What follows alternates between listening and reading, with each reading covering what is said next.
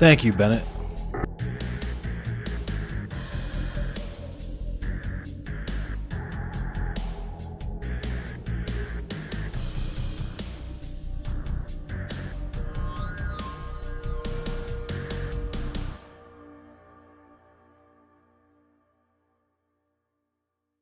Hey, what up, Fett? Might as well just leave my mic on. I'm gonna wait for people to come in a little bit before I get into what I'm gonna get into.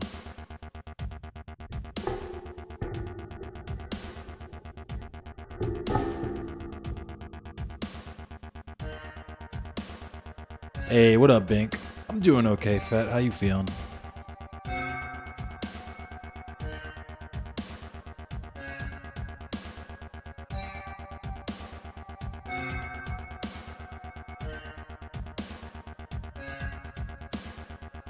Feeling good? Glad you're feeling good. I'm feeling kind of like shit, but not much could be done. Gotta let it run its course.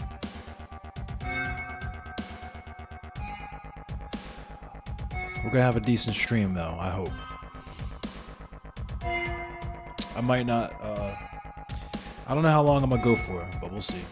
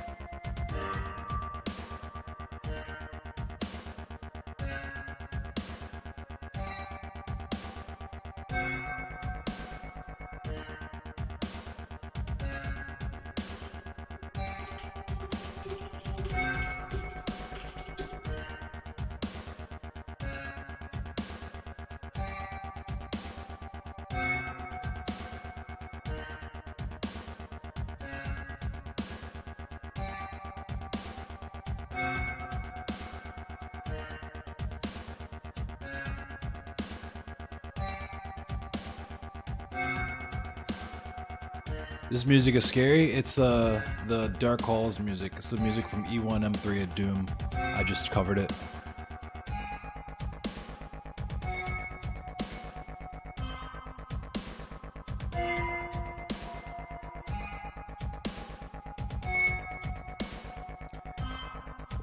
What up, Matt Solo?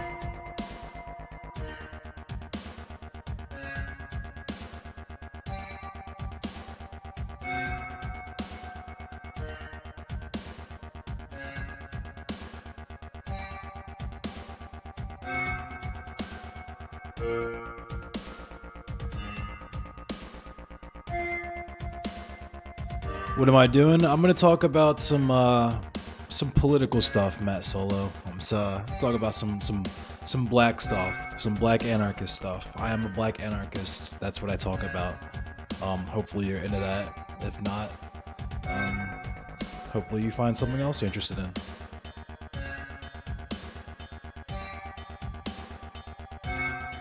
Ukraine, Russia. I'm gonna talk about that as well, a little bit. There's some stuff I want to talk about and other things I feel more pressed to talk about considering it is Black History Month.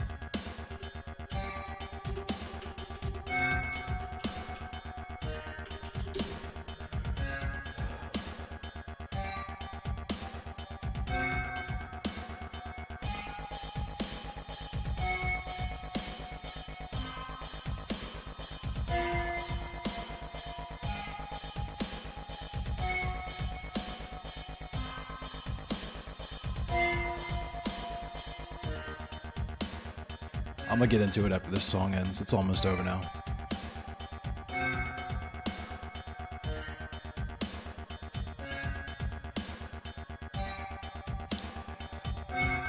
Yeah, I wish you happy Black History Month too. 2021 was rough, but 2022, things are looking up for me. Kinda. At least professionally, I guess.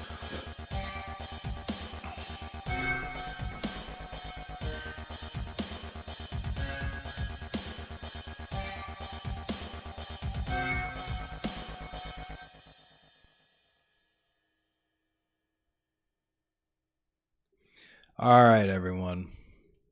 What's happening, comrades? It's your boy Endless.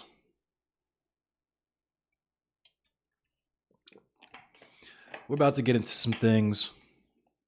It's the last day of Black History Month. This may be one of your first times seeing me. I am Endless Cemetery. You may have seen me for the first time on a panel that was moderated by Vaush. Um, and while I feel that that panel was a decent representation of me, um, there was a lot of stuff I didn't say that I kind of wanted to get into, but also so I'll just put it like this. Last week I tried to do the Ukraine thing. My stream wasn't great for the first couple of days of the week. I just moved to this space that I'm in now.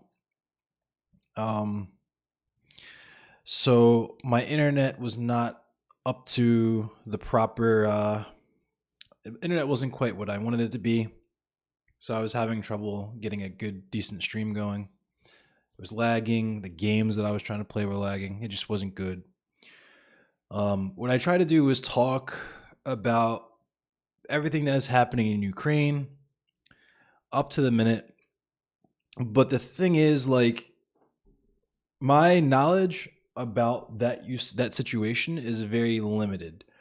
When it comes to things that I know for certain, I have very little insight into that area of um, the geopolitical like spectrum, I guess. So I tried not to speak too authoritatively on the subject. On top of the fact that I didn't want to be another streamer because right now that's the thing, right? Is that if you I promise you, if I look on my like list of streamers on Twitch right now, the people who have politics as part of their brand, I guess, I promise you it'd just be Elden Ring in Ukraine, Elden Ring in Ukraine, Elden Ring in Ukraine, Elden Ring in Ukraine. And I thought for me personally, it would be kind of tactless to rush to have a take on the situation, especially considering, like I said, I don't really know a whole lot. All the stuff that I know about it, thank you, Wayne. All the stuff that I know about it is from what's up, Kuma. All the stuff that I know about it is from is secondhand. Um, and there's varying levels of secondhand. I have a very, very close friend who has family from Ukraine who tells me things. And yes, the flag is back. I did manage to put the flag back up. I'm going to have in this space right over here, I want to have a lot of flyers. I want to bring back my original background. Not original, but the my like 2019 vibes of all of my band's flyers and shows that I've been to in Baltimore and DC and in the DMV throughout the years. New freight handling meme. Is it related to expediters? I gotta check it out really quick.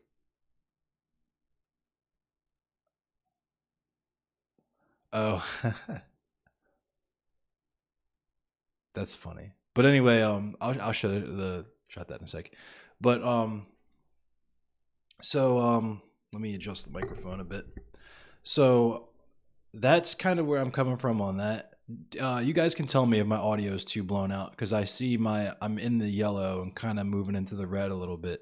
I do have my gain cranked on the microphone, so if my audio is too crazy, please just let me know and I can adjust it accordingly. But anyway,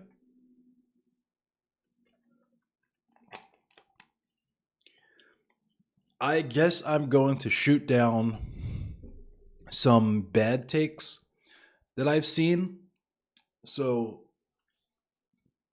um, number one, obviously, I am not for Russian imperialism. Um, Vladimir Putin is completely in the wrong in this scenario.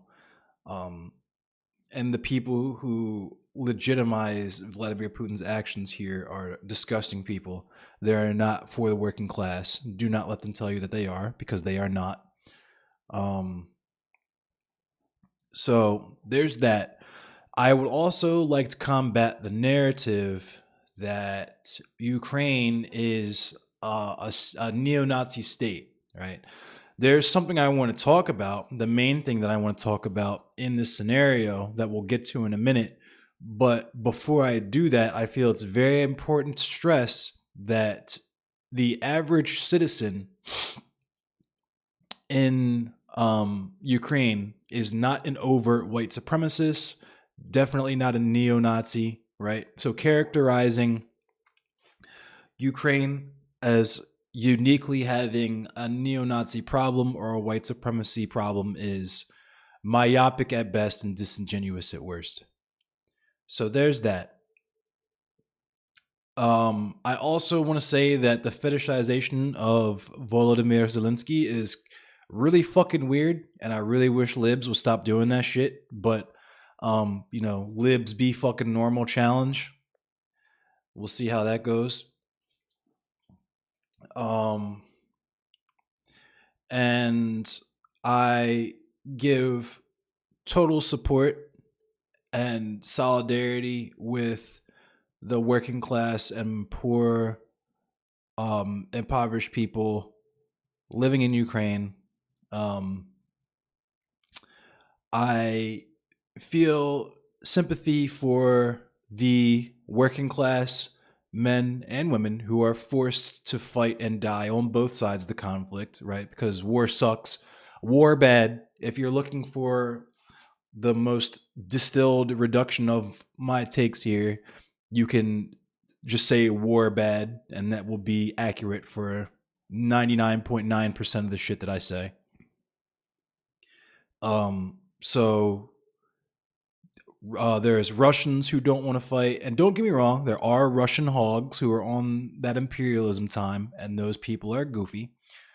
That said, there are working class men and women in the Russian military, and obviously it's Russian. Excuse me. Obviously, it's Ukrainian working class men and women who are experiencing the brunt of the conflict. Thank you, Donald. Excuse me. So, with all of that being said, and not getting too deep and speaking out of my depth on geopolitics and all that sort of thing, I do want to address the elephant in the room when it comes to this topic. Fuck it, I'm gonna just get right into it. Anti-blackness is global. Andre 3000 wore an outfit that had the words written across it. Across cultures, darker people suffer the most. Why? Right? Because anybody will tell you anti-blackness is global. It is a global phenomenon, right? Casual white supremacy is just kind of the default ideology, the default social zeitgeist of a significant amount of cultures around the world because of imperialism. So with that said, I got an interesting article to read for y'all. Young Thug takes to Instagram to assist African immigrants in Ukraine. Now, from what I have been reading and videos that I have seen, and I have to say that because, like I said, I don't know shit about Ukraine. I've not been to Ukraine. I don't know anyone who currently lives in Ukraine, right? This is all secondhand information. From what I've seen and what I've read and what people have talked about, the order in terms of refugees and people that are seeking to flee the country and flee the conflict, The order by which those people are received is children, women, then men who are not of age or of ability to fight, and then African people, darker skinned people. Right? Putin is mad because the U.S. is hiding the fact that they damaged a nuclear submarine while Russia was doing an exercise. China was there too, watching. Putin is being petty and taking it out on Ukraine, and hates that NATO is in the mix. It's called the curse. Look it up. I might look into that a little bit later. I want to talk about this really quick first, though, and then I want to get into some other stuff. Because, like I said before, a lot of you are probably seeing me for the first time because of what you saw on Vaush. So I feel there's certain things that I feel are important to talk about, and then I kind of want to get into, because this is the first time a lot of you are seeing me, I want to get into my personal politics and the things that I believe in my history and where I'm coming from, what you will find on this channel, and all of that, right? Thanks for the share, Bennett. I appreciate you. So let's read this really quick. Over 500,000 people have fled Ukraine since Russia invaded the country last Thursday, according to reports. But video footage shows that not everyone has been able to adequately leave the country. African students took to social media to document the hurdles and hostility they have faced while trying to flee, raising awareness for their plight using the hashtag Africans in Ukraine on Twitter, Newsweek reports. One Twitter user said some migrants have slept at the Ukraine-Poland border for 2 days and faced threats of being shot, and others noted that they have been pushed out of trains to make way for Ukrainians or blocked from entering. And it's, I guess, a video of some Ukrainian or Polish soldiers threatening to shoot these African migrants. These are students, by the way.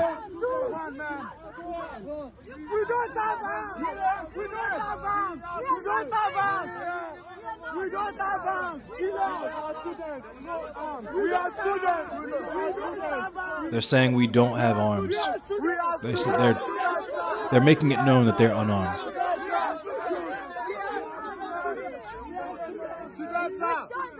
And you see, he moved from low ready to straight up muzzling people in the crowd.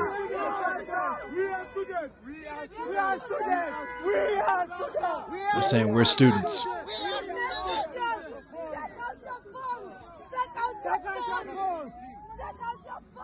We are students.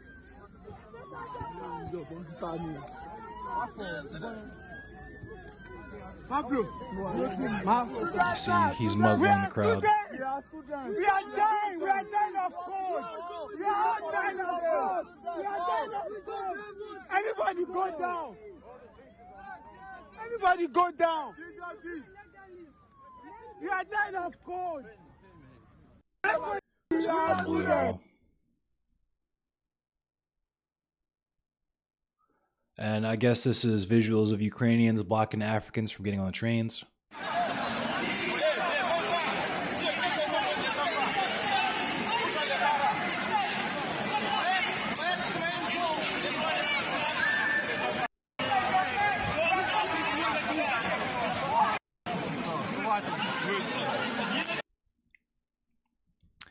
On an Instagram Live, one medical student, so these aren't just students, like any, student is a broad category. You could be a pottery student, right? Or like a whatever. These are actual medical students, people we fucking need, right? So on an Instagram, like, okay, I shouldn't say that. These are people who perform a very specific and very necessary role in society, right? I don't mean to say this and like put down like art students and stuff, because art is extremely fucking important, right? The three symbols, it's not just the hammer and sickle, it's the hammer, sickle, and calligraphy brush. So what I'm trying to say by this is, like, even in the like capitalist standards of who we assign more or less value to, right? For the people who, for whatever reason, value the fucking STEM lords, right? And especially people who talk about how black people are underrepresented in STEM, right? And the medical industry, this is that, right? So on an Instagram Live, one medical student who goes by Corinne Sky on Twitter said, There's been a lot of segregation and racism from the people who've managed to actually get to the passport control. It seems there is a hierarchy of Ukrainians first, Indians second, Africans last, as Newsweek reported. In light of these conditions, Atlanta rapper Young Thug took to his Instagram stories to rally support for the migrants. If some of my rap brothers are in, I'm willing to help Africans get out of Ukraine however I can since they're not letting us pass, he posted. And there's his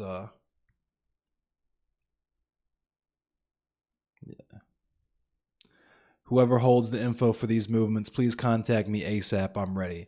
And it's at this point I wanted to say shout out to Young Thug. Young Thug is a national fucking treasure. God fucking bless Young Thug.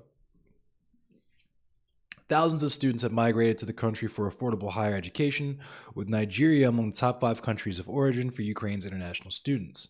Indians are the top group of international students who have moved to the country for their studies, comprising 20% of the international student population. Negotiations between Ukraine and Russia have reportedly begun today to seek some resolution between the countries. According to the New York Times, UN High Commissioner for Human Rights, Michelle Bachelet, I probably butchered that, but anyway, said that her office had recorded 102 civilian deaths, including 7 children, and more than 300 people injured as of Sunday night. The real figures are, I fear, considerably higher, Ms. Bachelet told the Human Rights Council in Geneva. So,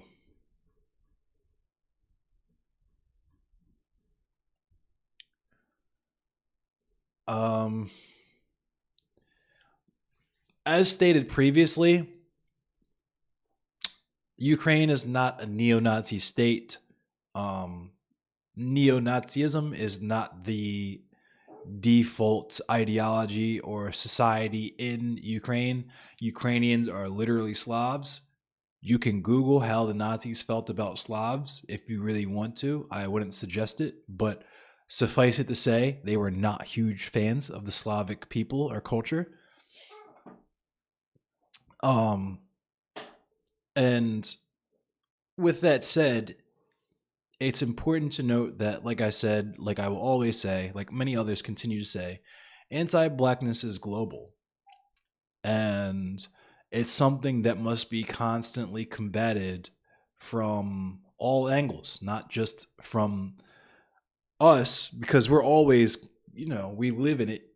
And by us, I mean black people. We live in that environment at all times, but it's something that needs to be addressed and figured out by white people. Like, I said this and people tried to fucking, take this and run with it. But in terms of what we would call de-radicalization, that's literally only important to white people. And that is on white people to do. It's tiring enough, right? The fact that black people need to live constantly under anti-blackness and white supremacy. Just that is fucking exhausting enough. But then the fact that we need to then turn around and handle libs and centrists like quail eggs because they are so delicate that they can't handle shit like black people being exasperated with their conditions to the point that we get woke scolded for not being nice enough to them and pushing them right when we already have so much to deal with on a daily basis. The fact that you all put ending the mechanisms of our own oppression on us seems really fucking irresponsible, and it's just fucking trash. I don't know why people who call themselves leftists continue to do this tone policing bullshit, but suffice it to say, this is my opinion, and I'm open to being wrong here, but I feel like the same people who would Yas Queen a white woman saying I hate men, right, would turn around and immediately when a black woman says I hate white people, suddenly that's not acceptable, right? suddenly that means you're a racist or you want to fucking commit maocide or some shit like that. And that's something I want to get into and we'll talk about.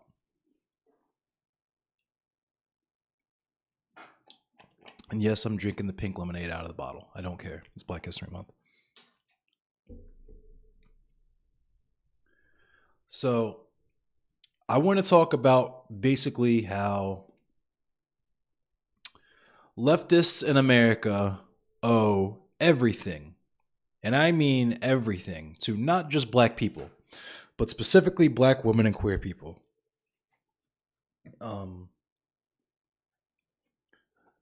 And when I say leftist, I don't mean hashtag leftist, right? I don't mean online left or whatever dumbass bullshit branding these people call themselves to sell t-shirts to other goofy white people, right? I mean literally the people who put in work to advance leftist causes, right? Things like anti-racism, anti-misogyny, right? Addressing income inequality, addressing just all these social inequities, right? To actually move towards what would be an egalitarian society. And on that note, there's a thing, I haven't read this ahead of time, but when I was doing my Googles and kind of preparation of talking about this, I found this piece and it seemed like it jive. I might stop reading it if it's goofy halfway through, but we're going to give it a shot and we're going to see what's up with it. And I want to talk about, of course, the whole Professor Flowers thing. So we're going to get to that first. And there's also some takes, some mischaracterizations of me that I would like to address as well. I would really rather not bring up the individual for reasons I'll also get to. But anyway, let's talk about this here. What radical black woman could teach us all about movement building, right? The movement for Black lives is noteworthy for a leadership that is overwhelmingly women, both cis and trans. Although not always recognized, Black women's organizing, insights, and analysis have long been an engine of Black freedom movements. That is no accident. As the Combahee River Collective, a collective of Black feminist socialists, write in their groundbreaking 1977 statement, we believe that the most profound and potentially most radical politics come directly out of our own identity. They saw the particular task of Black feminists as the development of integrated analysis and practice based upon the fact that the major systems of oppression are interlocking. In these times, and the Movement for Black Lives, guest editors asked distinguished historians of the Black experience to lift up the Black women in movements that presaged the Movement for Black Lives. In this roundtable, Professors Pramila Nadasan, Keisha N. Blaine, and Robin C. Spencer offer snapshots of chapters of Black struggle that provide inspiration and grounding for the work of 21st century Black freedom movement. Nadasan reminds us that there was intersectional Black feminist practice before it had a label. This is what I talk about when I talk about myself as a Black anarchist, and why I don't particularly why I kind of shy away from referring to myself as a communist, even though I hold beliefs that would be considered under the purview or under the umbrella of communism, is because niggas was doing that shit first. Soldier Boy vibes, right? We were doing it first. Y'all only started paying attention to it when some old fucking white guy from Russia said it, right?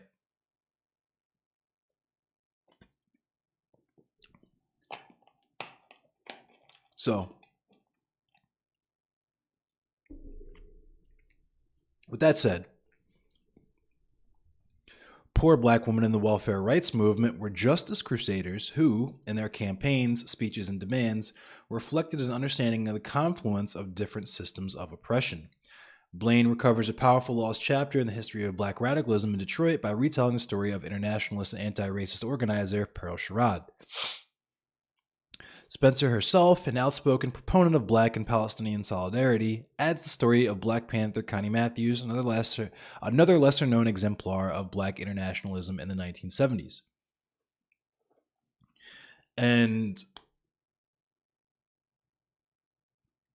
we'll get there. I really want to talk about the Professor Flowers shit, but we'll get there. This recuperative process of remembering black women in the black freedom struggle is more than celebratory. It is a reminder that the real hard work of movement building and freedom making is not going to be done by celebrities or even politicians, but by ordinary people with deep passions, strong commitments, and clear visions. You believe in black ultranationalism in Africa?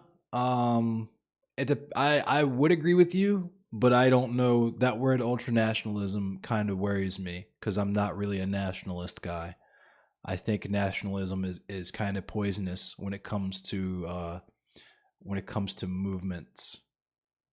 Read Marcus Garvey if you want to know why I don't really particularly subscribe to. So I would consider myself maybe like a black nationalist in that I identify with the condition of blackness, being a black man, and I support and uplift other black people always, no questions asked, even when I'm doing it critically. That's the reason why you won't see me going at people like Candace Owens or anybody like that on my platform, is because it doesn't benefit you all who are here to learn. And the only way that it benefits me is in convincing you all that I'm smart, because I get dunks for clips and that kind of stuff, right?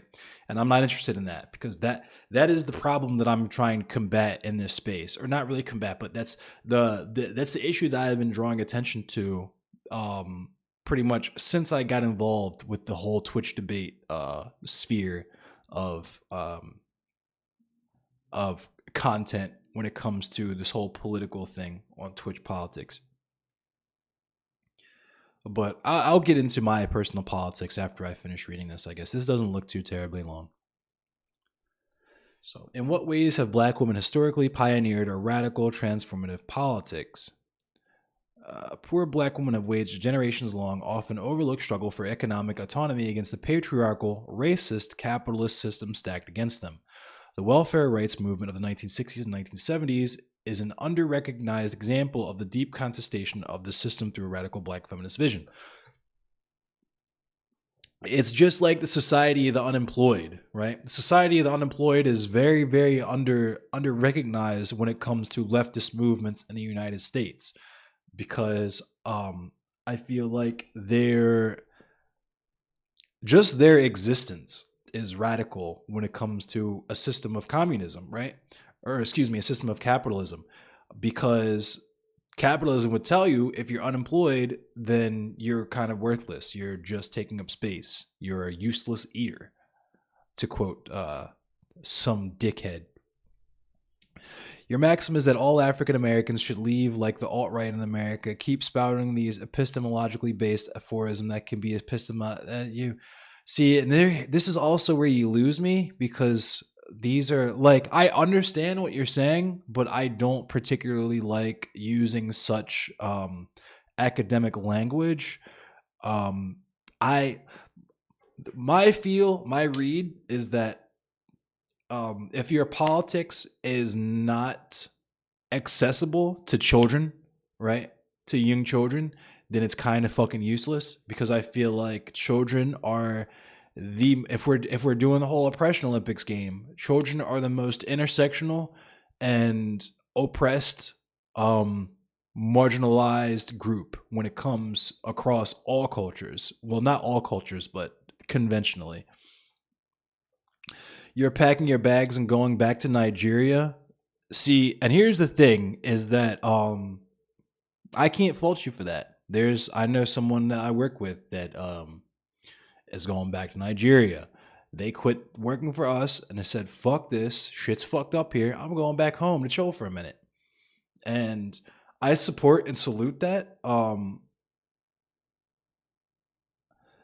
I support. So I also am very, very sympathetic to the rights of indigenous people. So when we're talking about going back to Africa, we have to understand and recognize that there's other black people there that have been there, and that's their land. And we're, like it or not, even though we have roots in Africa, we're still guests on their land, and we would have to move and act accordingly, lest we end up like, American colonization society vibes, Liberia vibes, Moravia vibes, right? There's a way I feel like to interact with the indigenous people. And it's just kind of like the same vibes that Fred Hampton had, right? It's in order you need to understand certain political concepts, right? You have to be read in certain theory in order to even be considered as a part of it, right? Or else you'll be doing the same fucking dumb shit that the way people do to us. You'll be on black capitalism time, hustle mind grind set vibes, right? Or chauvinism, right? Fucking the patriarchal vibes, right? Even though when we kind of take a look at it, we function best as a matriarchal society, and that makes people uncomfortable because it threatens what they perceive as their power. When it's kind of gross to desire power over other individuals and not transformative power for your community. It's a little warm in here. I'm gonna open up the windows really quick. I'll be right back.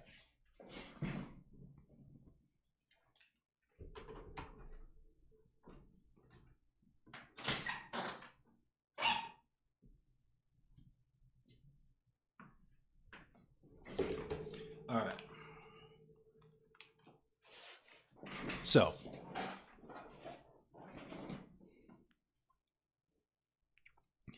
established during the Great Depression, the welfare system catered to worthy white widows with provisions aimed at denying assistance to undeserving black mothers, forcing them to remain in the labor force rather than be full-time caregivers for their own children.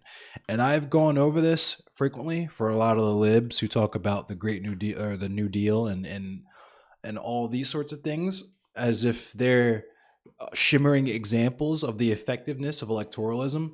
That shit was not designed for niggas, right? That shit was never designed for niggas. Nothing in this country from its inception was designed for niggas except for eugenics. You know what I'm saying? Jim Crow, fucking the black codes, all that shit. If something is designed for black people in America, it's to keep us to hold us back 9 times out of 10. It's some shit to keep us reliant on the state so that we don't actually recognize our revolutionary power as a collective, right? And I actually had 2 quotes that I wanted to read before I got too deep into this, but I'll read them after I read this. The legislation excluded the farm and domestic sectors that were dependent on black women's underpaid labor. And absolutely, I can say this. My grandmother her family were sharecroppers. I said this on the panel that I was on with Vaush. My grandmother, 8 years old, picked cotton from sun up to sundown. The only way she was able to get out of it was her and other kids would take tobacco spit, like literally someone who was chewing tobacco and spitting in a cup. They would take that cup of tobacco spit or take the tobacco itself and drink it, right? And that would make them so violently ill that the landlord would come and see that how sick they were. And only then, when they were literally too violently ill to even stand up, that's when they were permitted to not work. And it was still a situation where, just like now, if you're an hourly employee, you don't go to work, you don't get paid, right? So, and my grandmother, her family, the plantation that they were sharecroppers on was the same plantation that her mother was born on and was a sharecropper on. Her mother's father was born on, was a sharecropper on, and was emancipated there. And her mother's father's father was born and enslaved on this plantation, right? So they were on this plantation for at least 3 generations of slavery and then pseudo-slavery until they finally ran away at gunpoint, because that's how you do that. That's black anarchism. So, in a 1939 report, a welfare field supervisor in the South wrote that welfare officials see no reason why the employable Negro mother should not continue her usually sketchy seasonal labor or indefinite domestic service rather than receive a public assistance grant. Even as civil rights activists worked to dismantle discriminatory welfare provisions in the 1960s, enabling more black women to gain access to benefits, new regulations require that recipients take paid employment outside the home. Do I believe in segregation? Absolutely not. The final solution to the JQ. Okay, yeah, you're getting. I don't know why. You're getting banned. Your name is literally the final solution to the JQ. Touch grass, eat a dick. You're getting banned. I'm not even gonna waste time playing with you, going back and forth with you. You're just catching a ban. What are you from, like Politically Provoked or something? Oh, you beat me. Fade Runner beat me. What's up, Got Ketchup? So anyway, sorry about that, y'all. What's up, Spectacular Snyder Man? Sorry about that, y'all. Because I am who I am, I talk about the things that I talk about, and I have the tags that I have on these streams. It attracts the goofiest hogs, the goofiest imaginable hogs. But anyway, let's continue. Yeah, good to see you too, Got Ketchup. Thank you for coming by. So, African American and other poor women of color contested this injustice in the 1960s and 70s. Following in the radical tradition of Sojourner Truth, they asserted their womanhood and claimed the same treatment afforded white women. The changes they demanded spanned from improved welfare benefits and participation in decision-making to access to abortion and the end of coerced sterilization. For anyone who doesn't know about that, look up Mississippi appendectomy. Make a long story short, doctors in the South would put black women, Latino women, women of color under for routine operations and just give them hysterectomies. Would just render them sterile. You believe in segregating goofies from this chat? Yeah, I guess if we're talking about that, I am a segregationist. I do believe in segregation. My chat is segregated. There are no goofies allowed in my chat. You got to go to Sansol or fucking CTV or somewhere if you want to be goofy. So anyway.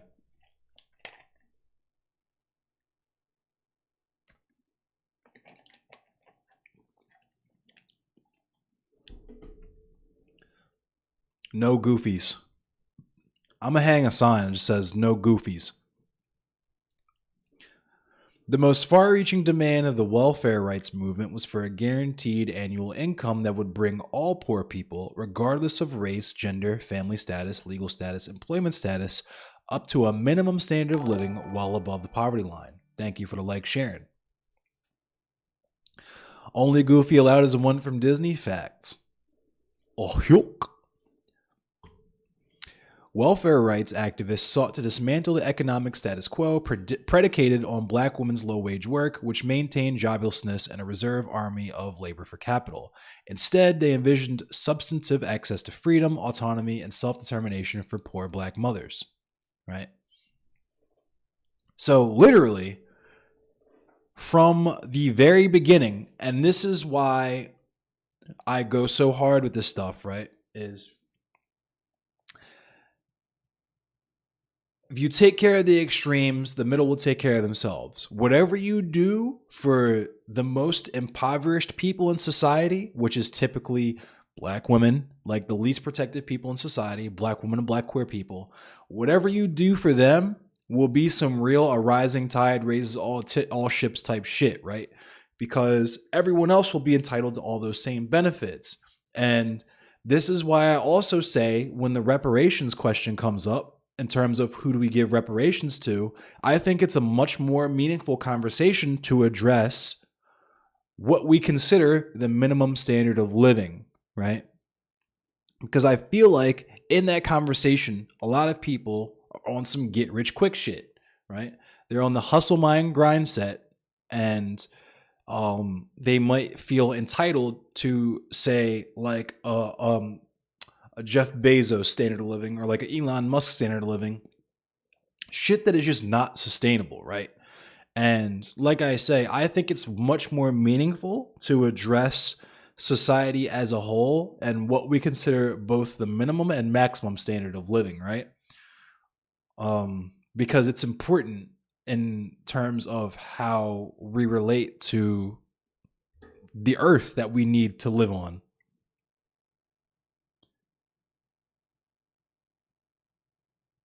Sorry.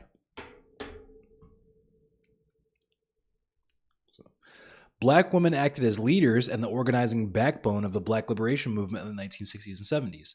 And long before that, we had Harriet Tubman, right? So it was always Black women riding hard as shit for us, even when we didn't necessarily put in the same work for them. Stealing on stream, low key. Low key. Anyway. Anyway,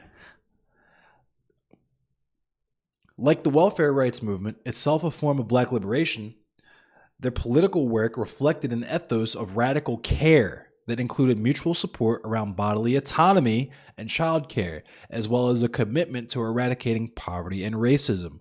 Other focal points were concern for male draftees and political critiques of U.S. empire and state violence.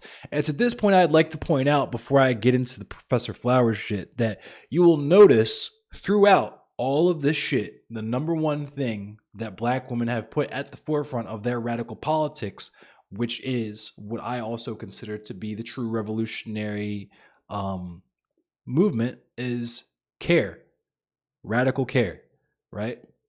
Talking about autonomy, self-determination, right?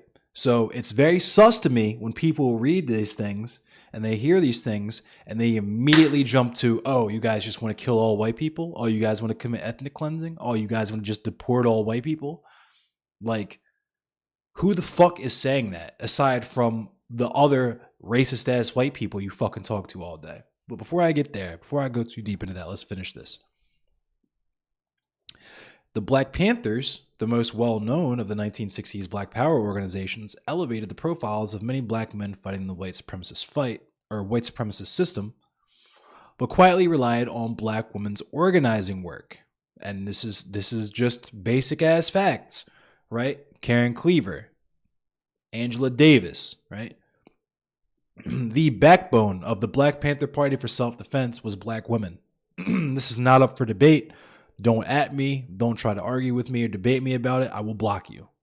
Because straight up and down, this is just factual information that I am delivering from God's fucking words through my mouth to you, coming through the screen. So if you have a problem with that, like I said, there's plenty. Go look at Stardust or somebody. Go look at CTV. Go look at Sansaw. Right? Go watch someone else with the goofy takes that you're looking for, because that's not what you're going to find when you come here. Not if you ban first.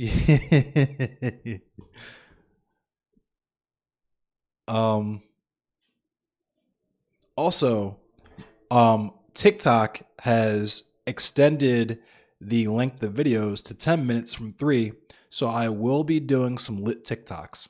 Trust and believe. I did say Stardust. Anyway. Oh. Don't ban. This is my stream. How you going to ban me on my own stream for saying Stardust name? Anyway. I have a policy. For anyone who's wondering what Fade Runner's talking about, I have a policy that when I'm doing this type of stuff, it is a no e-beef zone, right? If you see me in the middle of doing move a lot of this weird shit out of the way. If you come in here and see me in the middle of doing an educational stream like this and you want to talk about what some other fucking streamer said about me or what some other streamer did, whatever, you're getting banned. And there's the first time it happens, you're getting timed out, and the second time it happens, you're getting banned because, as stated previously, and as I will continue to state, the purpose of this is to hold space for Black people and be like I guess a safe space, for lack of a better term, for Black revolutionary thought and Black revolutionaries. With that said, from food distribution to health clinics around the country, Black women played an instrumental role in supporting the Panthers' community programs to fill desperate needs and gain support for their political vision. Black women were concerned with political theory around Black liberation while being attendant to immediate human needs. So that's another thing we're talking about, is the fact that Black women have always played dual roles, right? They've always been not just the revolutionaries on the front lines strapped up, ready to put in work, but they also have to double as cooks, medics, mothers, right? All these things. I'm reminded of Kayla Reed's viewpoint about the movement for Black Lives, supporting candidates and policies that meet immediate material conditions, because that's the most important thing, right? And that's why the theory wonks kind of lose me sometimes, and the people who use that academic language kind of lose me sometimes, is because what I care about is addressing the immediate material conditions of the people, right? I want to listen to the masses because they are the smartest ones, right? Straight Maoism.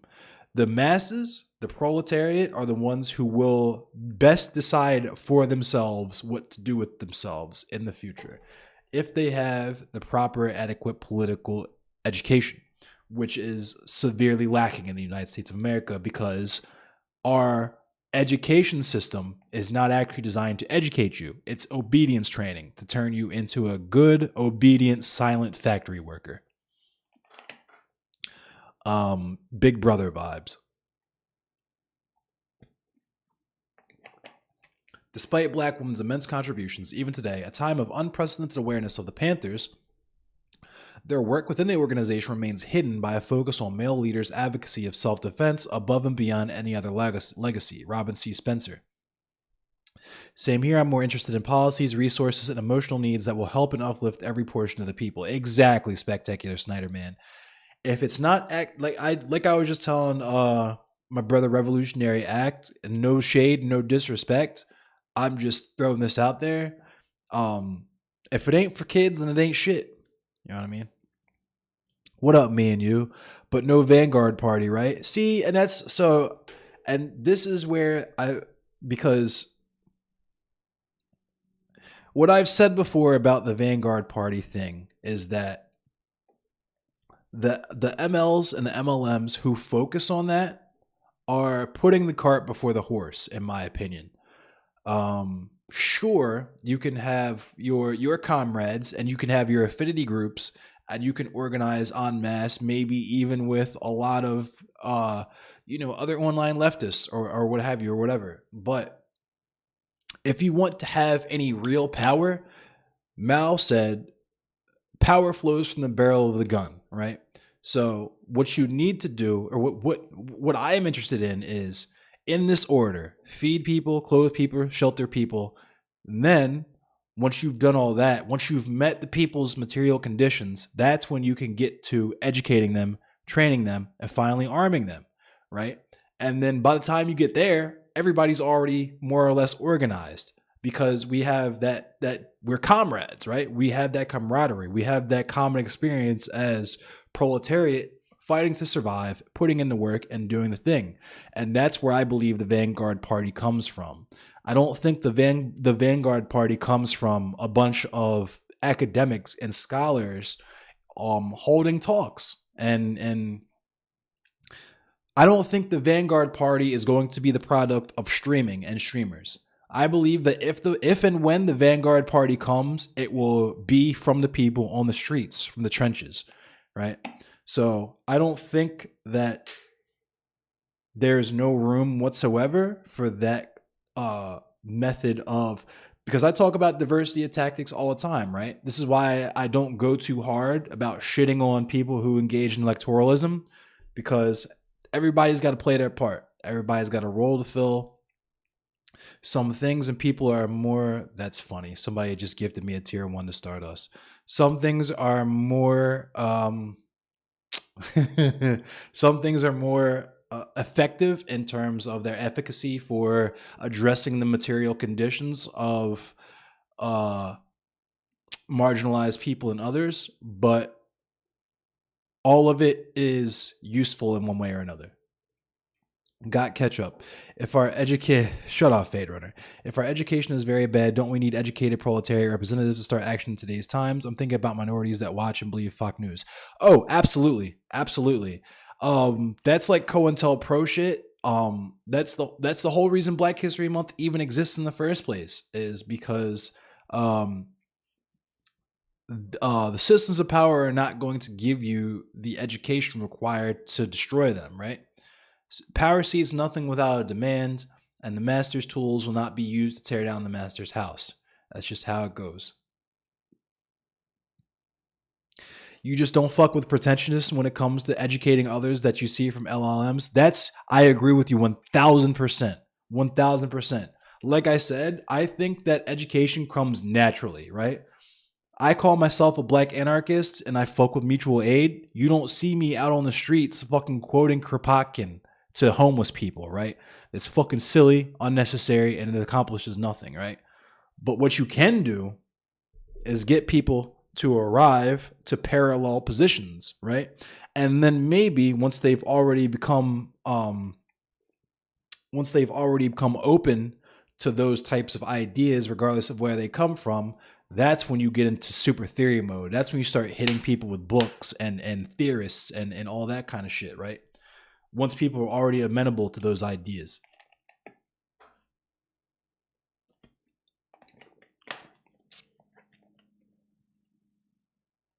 Yeah, me and you. You don't see me fucking out on the streets like quoting Emma Goldman and fucking like I'm not out there with a bullhorn reading Revolutionary Suicide. That would be fucking based, but like who does that really, at the end of the day, who does that really help other than me feel like I'm doing something when people are still going to be hungry, people are still going to be out there down bad, right?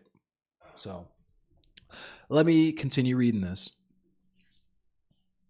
The arrest of Black men in the party opened up space for women in leadership, such as Kathleen Cleaver. Like I think I might have fucked up and been calling her Karen Cleaver. Sorry, the YouTube chat is delayed. It's all good. All the chat is delayed. It's just how fucking Streamlabs works. It sucks and is shitty. And I'm also kind of still warm. I'm going to open up the window a little bit more. Sorry.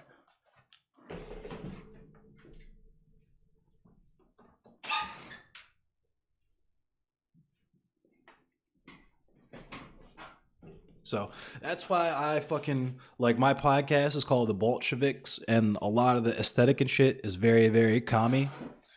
And I'm not anti-communist. I used to be because I was foolish and had not addressed the Western propaganda that I had internalized, right?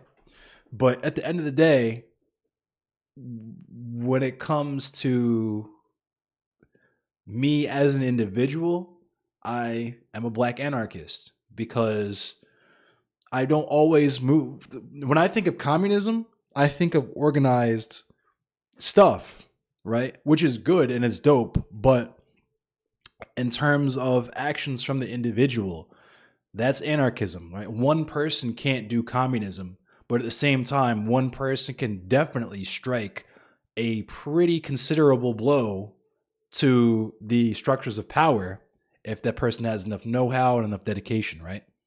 And that's the time that I'm on, to where I'm on those the lone wolf vibes, right? And I know I'm walking a thin line here because I do nothing but make fun of these debate bros for constantly comparing Black revolutionaries to the white supremacists that they talk to all day. And I'm going to use the white supremacist language here to illustrate a point. But I'm about the lone wolf shit. right? Where if you can, you should absolutely organize in groups. You should absolutely do those things. But like people have said in here before, sometimes you're out in the fucking sticks, surrounded by other goofy ass white people, and it's just you. You're the only woke, the quote unquote woke person for miles. And what do you do in that instance? Especially if you're, not of legal age of adulthood, you're like a teenager. You're just like the lone punk in your neighborhood or whatever, or in your county or whatever, what have you. What do you do? And that's where I would come in and say, do not give up hope and faith. How would I define anarcho-communism? Um, just just straight up and down, straight like that. Where alone I am an anarchist, but when I work with my comrades, I'm a communist, right? You don't want to sidetrack stream, but what's a good resource for learning about anarchism? I've read basic social theory from undergrad and I feel socialism is ideal, but admittedly I know nothing about anarchism other than no government. So anarchism, I'm going to get into that. Do you have a little bit of time, got catch up? Because I want to read this here and then I'm going to talk about that because I want to talk about my personal ideology and what anarchism means to me and a lot of the things that people that I've studied and things that I've read. Is that cool? If you don't have a lot of time, I'll get into it really quick. I'll just put a pin in this so we can come back to it because I feel like that's really important to talk about. And I want to talk about it to as many people as I can.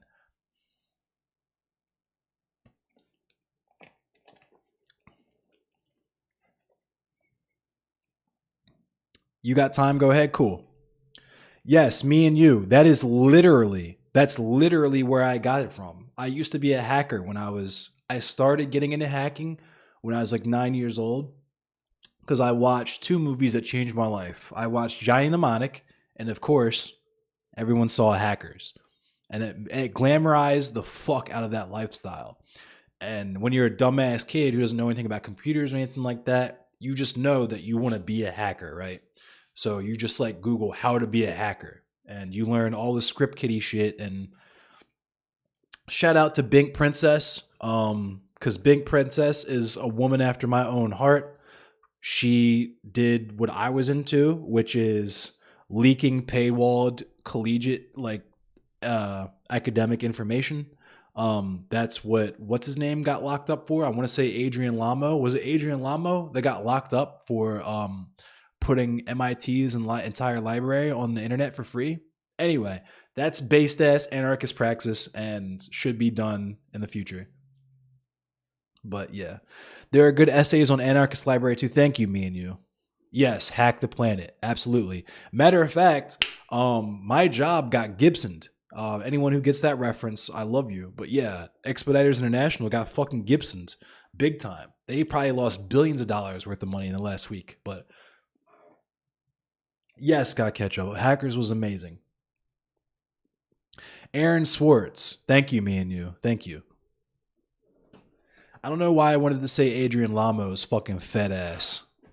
Fucking Adrian Lamo snitch ass, federal ass, fucking piggy boy ass, goofball ass, head ass, fucking.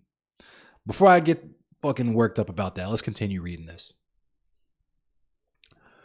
The arrest of black men in the party opened up space for women in leadership such as Kathleen Cleaver, who joined the Oakland Panthers in 1967 when their ranks had been depleted locally by a wave of arrests. As communications secretary, Cleaver orchestrated the Free Huey movement that turned the arrest of Panther co-founder Huey Newton into a cause célèbre. Behind the images of Panther women rallying for Newton was the work that Cleaver and other black women did to mobilize and educate the masses about what Newton and the Panthers stood for. While Panther women and allied men held the organization accountable to its stated commitment to internal transformation and egalitarian gender roles, they also faced persistent sexism from many of their fellow Black Panther or Black Power organizers. And I say this a lot when I talk about my reverence for the Black Panthers, is that they had a very serious chauvinism issue, right? They had a very, very serious internalized European fucking bullshit patriarchy thing. Especially people like Eldridge Cleaver, right? The unique perspective black women brought to black liberation, along with the frustration at their treatment within the movement, would grow in the 1970s into new forms of black feminist organizing and thought, such as the Combahee River Collective Statement. It acknowledges that their experience and disillusionment within these liberation movements, as well as experience on the periphery of the white male left, that led to the need to develop a politics that was anti-racist, unlike those of white women, and anti-sexist, unlike those of black and white men. So you see right there in that statement, that is why black women are the quintessential leaders of any liberation movement, right? You should listen to anything that black revolutionary women have to fucking say on really any topic when it comes to liberation. That's not true 100% of the time, but yeah. A future stream topic that would be cool is alternative media platforms, since these platforms are inherently made for surveillance, capitalism, and Fed spying. Yes, absolutely, me and you. I want to get into that at some point. Honestly, I don't know if it's if Patreon will be good or something, but I want to get into some real TOS like anarchist shit, like anarchist cookbook vibes, but like the real anarchist cookbook. Like I'll show y'all real shit that I've done and real shit that can be done that I've noticed that I'm scared to go to jail for it. But anyway, despite black women's immense contributions, even today, a time of unprecedented awareness of the Panthers, their work within the organization remains hidden by a focus on male leaders' advocacy of self-defense above and beyond any other legacy. And this was a problem that I had to address within myself, right? On those, they think I'm fighting to save the day, but really I just like to fight vibes. That was me. I had some very serious toxic masculinity that I'm still working through within myself, right? Where I just fucked with fighting Nazis. I just really fucking enjoy the fight, right? I'm not built for the win. I'm built for the fight. And that's something that I had to address within myself and something a lot of men in these movements need to address. Do you enjoy the fight or are you working towards the win, right? I see parallels in the Black Lives Matter movement, although in this case, visibility of women is not hidden behind prominent male leaders. Rather, the work of the black women who launched the initial call and the large number organizing at the grassroots, often to defend the lives of black men, as with the Panther women, is hidden in plain sight, eclipsed by political abstractions. And yeah, like black men often need to be defended. We would like to see ourselves as we would like to see ourselves as the strong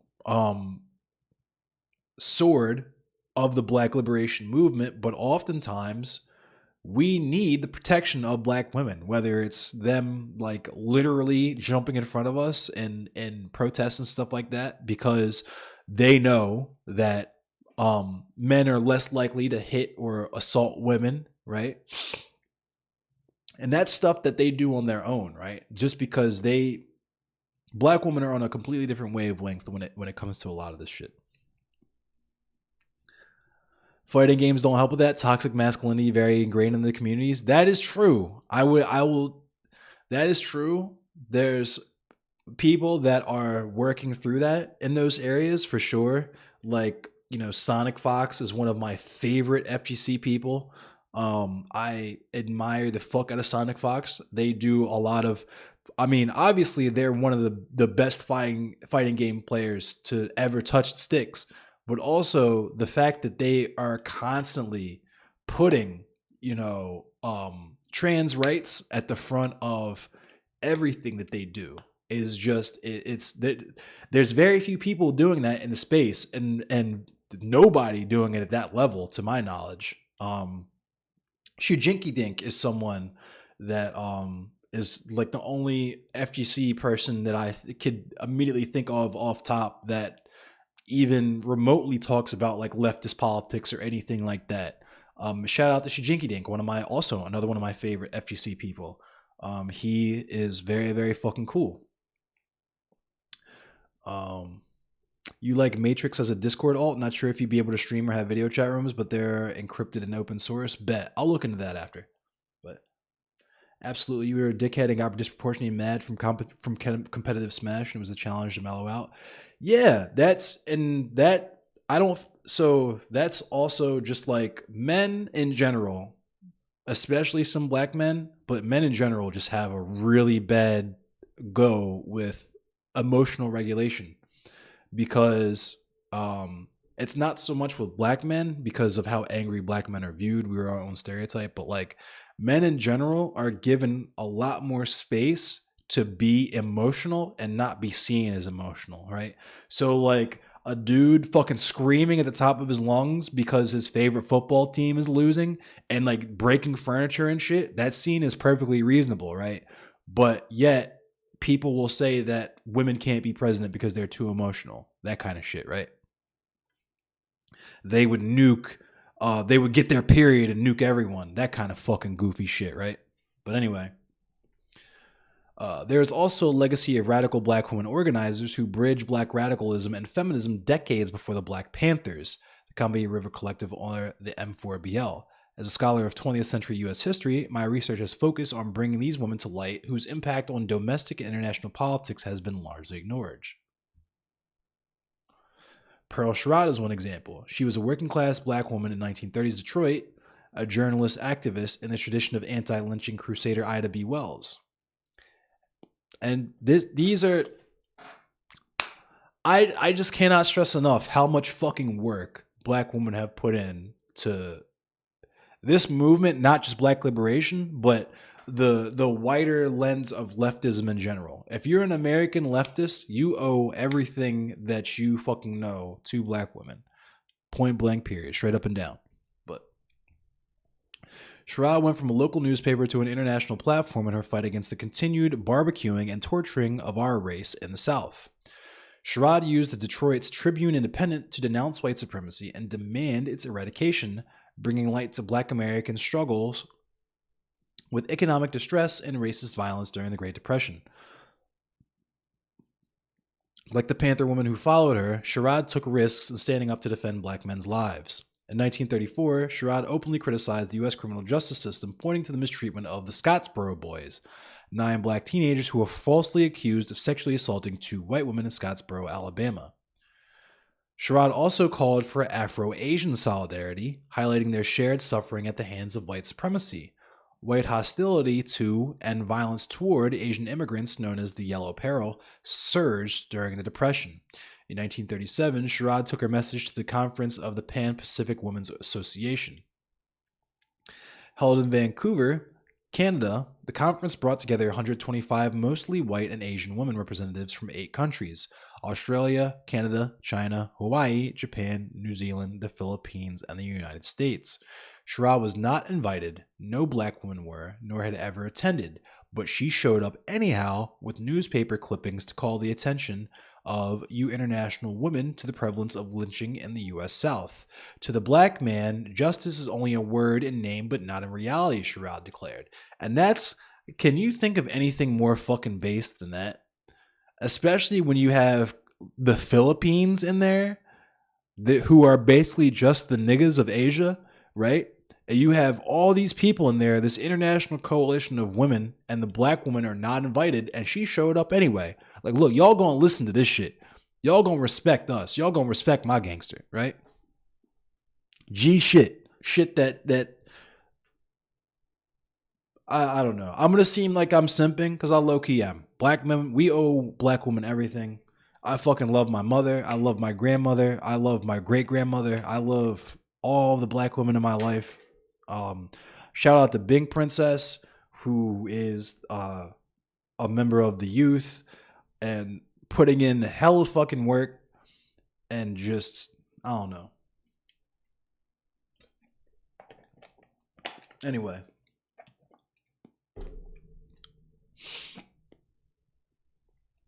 Can you expand on black internationalism? Black internationalism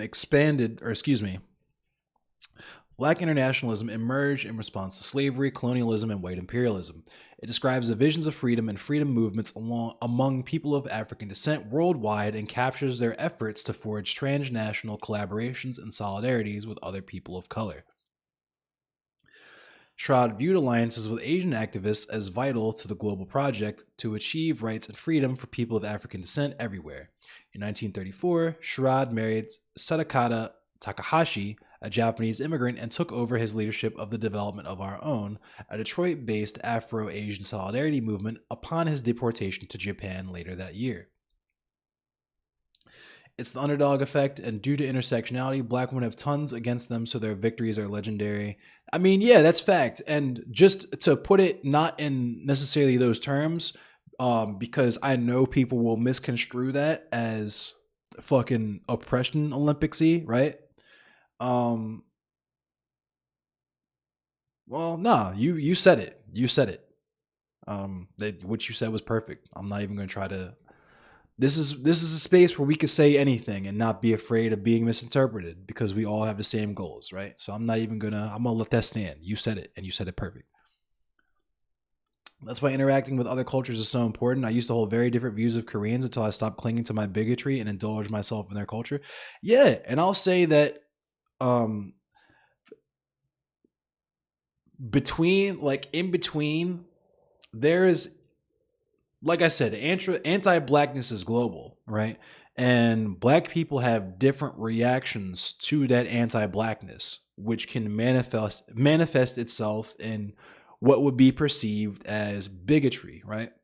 The difference being that black people are on the bottom of the totem pole when it comes to the racial hierarchy.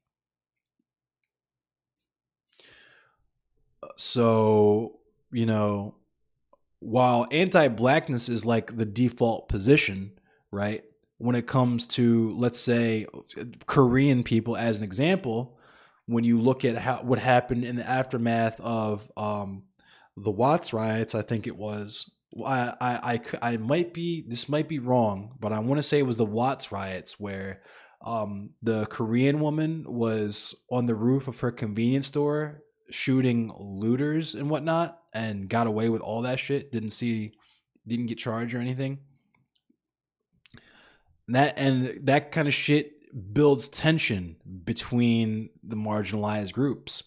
And it's mad important to understand that we have, aside from them being higher on the racial hierarchy, we have congruent experience in how we deal with white supremacy, right? Like I said, the Philippines, Filipino, like Pinoy people, are basically just the niggas of Asia. All the shit that was done to Africa was also done in the Philippines, right? They were straight cutting the tall trees there. Like every boy over 12 was killed. They were doing crazy shit in the Philippines. I mean, crazy shit. And I would never have learned that had I not interacted with Filipino people to that level of intimacy. It was the 92 LA riots. Thank you for correcting me, Snack Panther. See, this is why I like having a big audience and people in chat now, is because I like being corrected like that. Because I like what I can give people accurate information. Your friend is attracted more to black nationalism and shuts down my opinions on intersectionality as an important means to black liberation. As a former BN, I get it, but how would you convince him? Just that I would show him that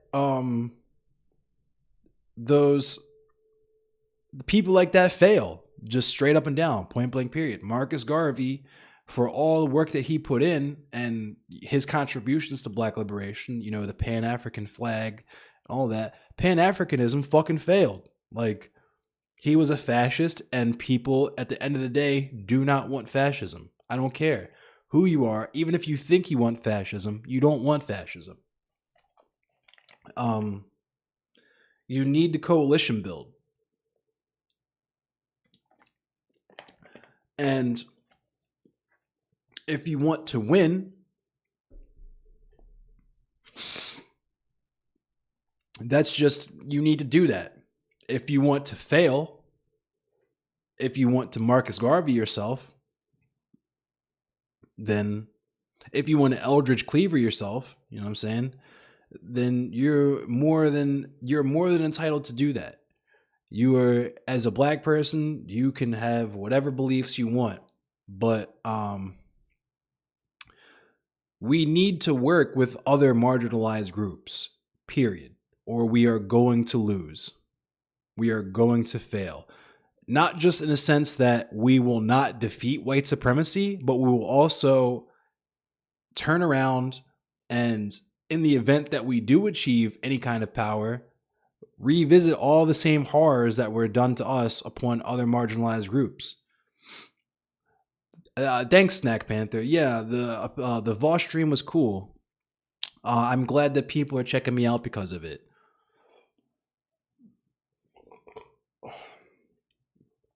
But let me continue.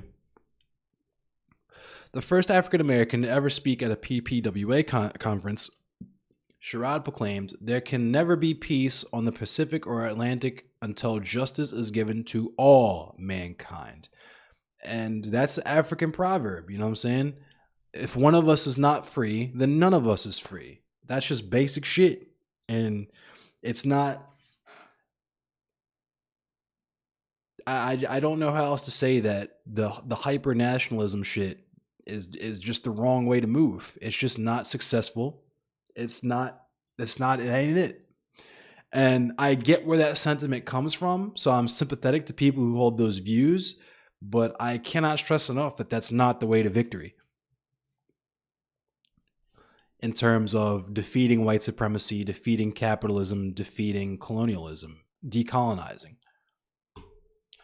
And I would also like to point out that when we're talking about decolonization, that doesn't always necessarily mean getting rid of settlers and colonial people, right? It could just mean the eradication of a particular ideology.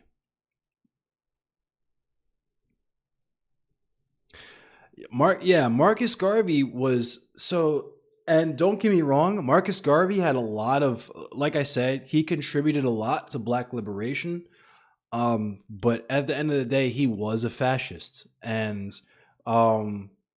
as I said before, I don't get super deep into criticizing other black people on this platform because it's not, you guys don't necessarily benefit from it. And it doesn't do anything for me other than make me feel smart and look smart in front of y'all. But when certain people or things get brought up, I'll shoot them down and explain why that's not necessarily great.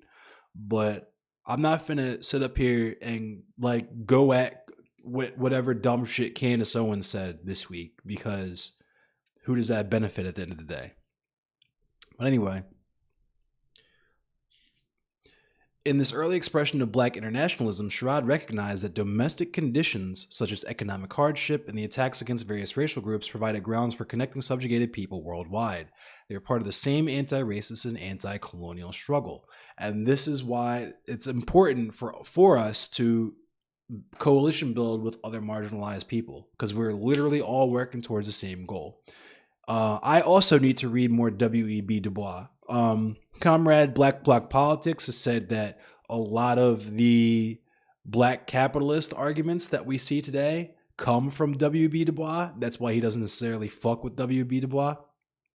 That said, I want to see that for myself so that I can make the proper critiques of those particular viewpoints for myself. It might be something I do on stream. I don't know, but we'll figure it out. It's frustrating because their anger is justified. I can't imagine feeling the burden of facing injustice that black people face and taking the high road. I imagine it's easy to just say fuck the white people out of anger. And that's the crazy thing. That's what pisses me off so bad about these racial revenge people, is that black people, especially black women, who have, as we understand, have been the backbone of all black liberation movements, right? Literally, the only thing that we've said historically is we just want peace. We don't want revenge. We want fucking peace. We want to be left the fuck alone, dog.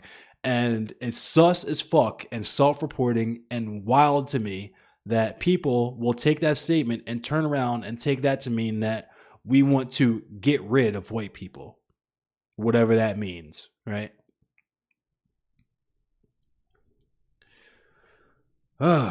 Indeed, after the murder of George Floyd in May 2020, Black Lives Matter protests erupted not only across the United States, but in over 60 countries. This expression of global solidarity builds on the grid wired by activists like Sherrod or Connie Matthews, the Black Panther Party international coordinator from 1968 to 1971. Matthews spoke at rallies against the U.S. war in Vietnam and, like Sherrod, emphasized connections between the oppression in Asia and African decolonization as part of the same global struggle.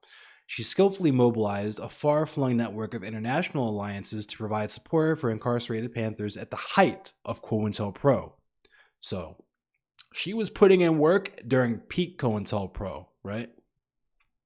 You think shit's hard to do now with the Patriot Act and all that? Imagine when if the FBI is literally trying to fucking assassinate you and you're still putting in work. This shit is like the level of admiration that I have for these people and the level of reverence that I have for these people. I'll never be able to express in words. And I feel like the only way I can properly do them justice is to share their words and their actions with you good people so that you can share them and have them impact your lives the same way. But Matthews is another example of the way Black women's work has shifted abstract concepts like solidarity into actionable political work. She organized people willing to act, making links with leftist organizations and giving interviews with the European press to share the Panther vision. By mid-1969, her activities had laid crucial groundwork for the creation of solidarity committees in Germany, France, Holland, Norway, and Sweden to support Panther political prisoners. Yo, what up, Austin?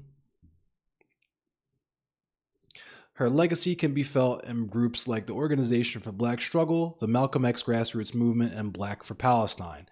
And see, there it is. We have been writing for Palestine since day fucking one, right? Internationalism has been core to Black liberation. Not just because we want to virtue signal and fucking hashtag and shit like a lot of these white libs do. It's literally because we said, hey, we're fighting not just the same fight, but we sometimes have the same exact fucking enemy, right?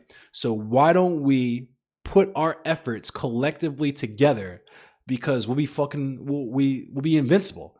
You know what I'm saying? We'll be that unbreakable chain. Check my phone for a minute, sorry.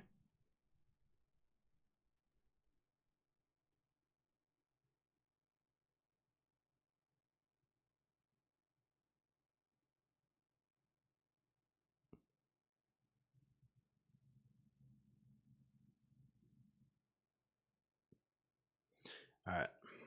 Sorry.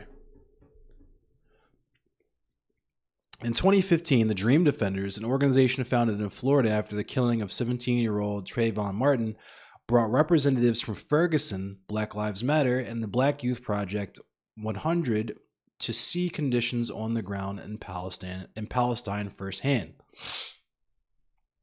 Each successive wave of struggle builds on these prior connections. In the wake of the bombings in Gaza in May, the M4BL and other BLM groups swiftly denounced the attacks and ongoing settler colonialism in the West Bank.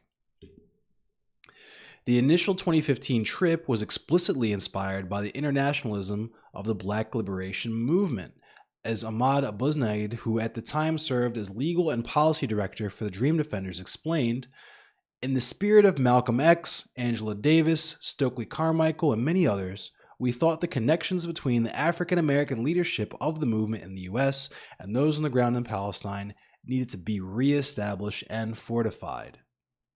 Which is, I can't think of anything more fucking based. That is the most based shit, where the global fucking proletariat finally works together to be like, fuck this, we're establishing international, worldwide communism. Everyone around the world is going to have the same minimum standard of living, and we're all going to live in harmony with the environments that we live in. It's a shame that the BLM org succumbed to centralization and the power of money. I mean, that's COINTELPRO vibes, right? And it leads me to a quote that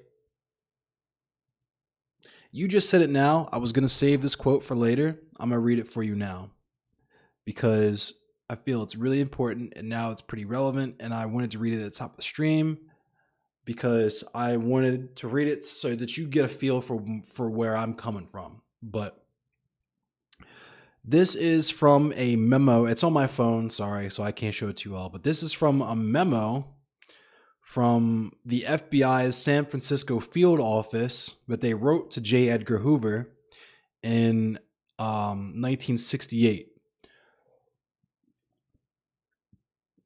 And it goes like this. The Negro youth and moderate must be made to understand that if they succumb to revolutionary teachings, they will be dead revolutionaries. Is it not better to be a sports hero, a well-paid professional athlete or entertainer, a regularly paid white-collar worker, a peaceful human being with a family, or a person who at least is been accepted than a Negro who may have got even with the establishment by burning it down, but who along with this burned down his own home and gained for him and his people the hatred and distrust of whites for years to come. COINTELPRO was literally designed from its inception not just to combat the idea of a black messianic figure. J. Edgar Hoover talked about that. But it was also to make sure that the people in the margins would be more interested in chasing a bag than black liberation. Right? Gets into Huey Newton's revolutionary suicide. I'm going to read that quote later. Despite all the institutions that the Black Panther movement built and the change it envisioned and achieved, it was riven by ideological disagreements and power struggles that the government exploited to attack the movement. The FBI's COINTELPRO program stoked divisions through misinformation, surveillance, raids, arrests, infiltration, harassment, and violence, including its role in the 1969 assassination of Fred Hampton. The FBI was also involved in the assassination of Martin Luther King Jr. They paid Memphis PD to snipe him.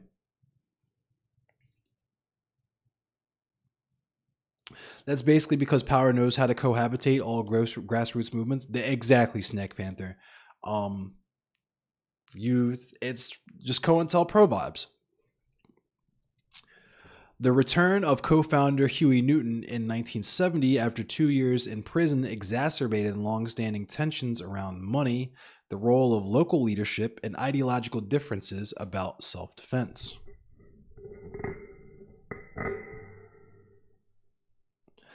Thank you, Vulcan. And the Russians need to mind their fucking business. Let Ukraine be Ukraine. Ukraine has generations worth of them saying, we got Nazis to the west. We got these wild-ass imperialist aim commies to the east. We don't fuck with none of that. We want to be left the fuck alone. We want to be Ukraine, right? We don't want to be fucking Nazi Germany. We don't want to be part of the USSR. We want to be left the fuck alone. Oh, you mean they should overthrow Putin? I'm sorry. I misunderstood what you wrote. I'm sorry, Vulcan. Yes, I would never advocate for political violence on this platform because that would be against the TOS. But what I will say is that I feel like the Russian people would very much benefit from Vladimir Putin not being in power anymore. Thanks for coming through, me and you. I hope to see you back. I hope you enjoyed what you saw here, and I hope that you return and we have more good conversations. And yes, we should be organizing with Black Socialists of America. The return of co-founder Huey Newton in 1970 after 2 years in prison exacerbated long-standing tensions around money, the role of local leadership, and ideological differences about self-defense. Disagreement over whether to adopt violent tactics in response to government repression precipitated a schism between Newton and fellow Panther leader Eldridge Cleaver. Many chapters left, were expelled or dissolved, and new groups were created that centered around armed struggle, like the Black Liberation Army and the Revolutionary People's Communications Network. And it's at this point I would like to point out that Eldridge Cleaver was a fucking psychopath who got a lot of people killed. And he probably should have been never let into the Panther movement in the first place. He was a rapist. He got young people killed with this adventurous, let's ride out and fucking literally just do open guerrilla warfare against the government type vibes. It's just he was very chauvinistic in his approach, and I had to deal it very much makes me think of things that I had to deal with within myself as a black man who gives a shit about this type of stuff, right? Under Trump, the movement for Black Lives saw for itself how a hostile government can brand racial justice organizers as threats and turn the apparatus of the state against them, or how tensions can erupt over questions of the acceptability of property damage and self-defense. And so I would like to point out that Martin Luther King Jr. himself only had a problem with property damage because of the optics. At least that's my read of his speech. My read was that the reason why he disdained property damage is because he knew that the white liberals would focus more on that than on the mission. And he was right. But anyway. Managing internal conflict and dissent with integrity in the face of a hypercritical media and of course they talk about exactly that. Managing internal conflict and dissent with integrity in the face of a hypercritical media and right-wing institutions eager to spotlight so-called cracks in the facade remains a challenge. And they're basically saying the exact same thing that I just said. There are these things that you can do that get attention and maybe even strike a blow and might even be cathartic for black people to do. But at the same time, we do so with the recognition that there are right-wing elements that are just itching to clip and ship for those particular moments. And even a hypercritical centrist media will rescind whatever bullshit sympathy they had for the movements based on think of the property.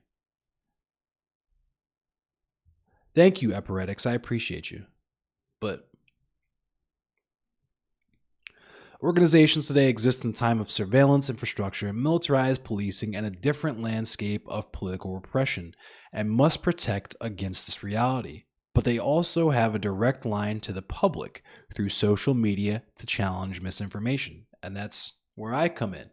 For people who know me, who are coming here, who only know me from Vaush, my start in the Twitch political sphere, in terms of me going live and streaming and stuff, was actually when I was in the George Floyd, Breonna Taylor protests here in Baltimore City in 2020. And I was out there literally just to cop watch, to challenge the narratives that I knew were going to be spun when those particular movements hit the television, right? And they did exactly what I had suspected they would do. They accused us of rioting and looting, and my job was first of all to go out there to show that the police were being violent and engaging in violence against unarmed protesters, people that had their hands up and were on their knees saying, hands up, don't shoot. The police were just shield bashing, baton whipping them, all that shit. But then I went through the areas where we were marching and the areas where they had us kettled to show that it was just titty bar, bank, boarded up building, titty bar, right? It was bullshit. There was nothing there to loot, but that's how the media characterized us, right? So it was very important to me to not only show the brutality of the police in its entirety, right, but also to challenge the narrative that is always spun in these instances. But what about Chicago black on black violence is the rebuttal to any violence against black citizens? And it's bullshit, because then I ask, what about the white on white violence, right? What about the white on white violence in Ukraine, right? It's a bullshit argument. It's literally just to silence black people. The implication behind it, right? The way that it is supposed to end the conversation is to make the assertion that black people don't actually care about other black people, right? That we don't actually give a fuck. We just want something. Yeah, Austin, North Georgia, yeah. It's that we and first of all, it works to, even though it refers to black on black, it works to reduce us from a political active group to just a group of individuals, right? And those individuals can't possibly care about other black individuals. They're just looking to, through the capitalist view, they're just looking to increase their own individual capital through handouts or whatever, right? They're just looking for a way to complain, whether they want to do that because it is clickbait and libs eat that up, or they want welfare from the government or whatever racist shit that they assume goes along with the what about black on black crime non-argument, right? But anyway, Black Lives Matter has adopted group-centered leadership in the tradition of Ella Baker, calling itself leaderful. In contrast to the hierarchical Panther leadership structure dominated by cis men, the community of BLM's many leaders is filled with women and trans, non-binary, and intersex folks. Even within this success, it has to balance its critique of charismatic leadership against strict organizational hierarchy, while also dealing with power dynamics that control resources. The recent eruption over money in the Black Lives Matter Global Network Foundation echoes issues that plagued the Panthers, highlighting fissures that might imperil momentum. And who was it? Someone actually was just talking about this. It might have been Snack Panther that was talking about how it was a shame that they succumbed to the same pitfalls that befell the Black Panthers before them. This circles back to America needing better education to understand statistics and correlation versus causation. Well, yeah. Well, America just needs actual education, period. Straight up and down. Like I said before, the American education system, quote unquote, is just obedience training to turn children into one of two things: thoughtless factory workers or prison slaves, right? Those are your two options coming out of school, unless you're already in a petit bourgeois or a bourgeoisie position in life, right? If you're not already middle class, upper middle class, or upper class, then school is bullshit for you, right? You might as well just get a fucking GED, because you're going to end up at a factory working for minimum wage and no benefits anyway, right? It's just fucking it's feudalism with extra steps, right? So,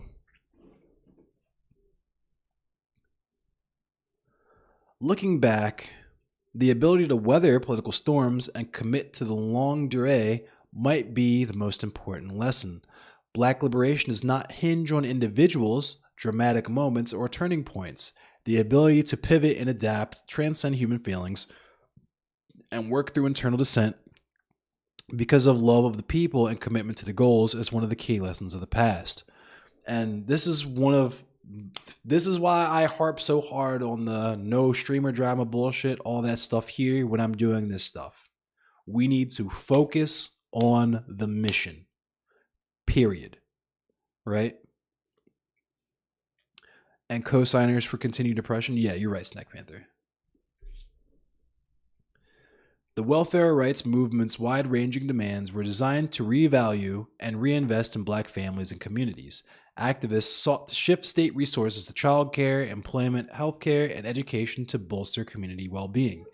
As welfare programs have become increasingly punitive over the past 3 decades, redirection from the carceral state to communal care is more important than ever. The M4BL invest demands to defund police and reinvest in community services follow this legacy, right? And this is why people who say the average black people don't actually support defunding the police are fucking stupid, right? Because of course, if you talk to some fucking petty bourgeois black person, some upper middle class black person who is thoroughly invested in systems of white supremacy and capitalism, of course they're going to enjoy the police, because the police are designed to do one thing, and that is protect capital, right? So if you have capital and you subscribe to that system, of course you're going to want the police.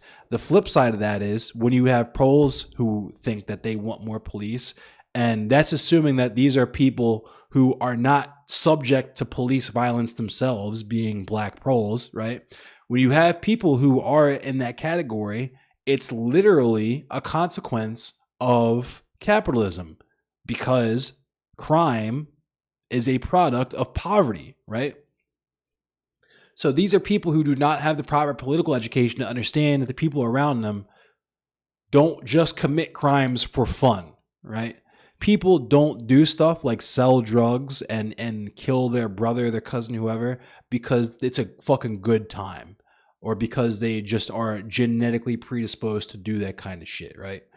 People do that shit 9 times out of 10 over the fucking bag, right? Over money. Jim Clyburn, yes. Although welfare rights activists were not explicitly anti-capitalist, they might be viewed as accommodationist in demanding access to state benefits rather than opposing the state itself. Their insistence on having the option to care for their families struck a blow to a racialized, gendered economic system that is reliant on their low-wage labor. The movement offers lessons about leveraging the state to remake the programs that control and surveil, like those used against the Panthers, into ones that reinvest to give people autonomy and sustain their communities. In this regard, they sought to make all Black lives matter. And that goes into what defund the police, abolish the police actually means.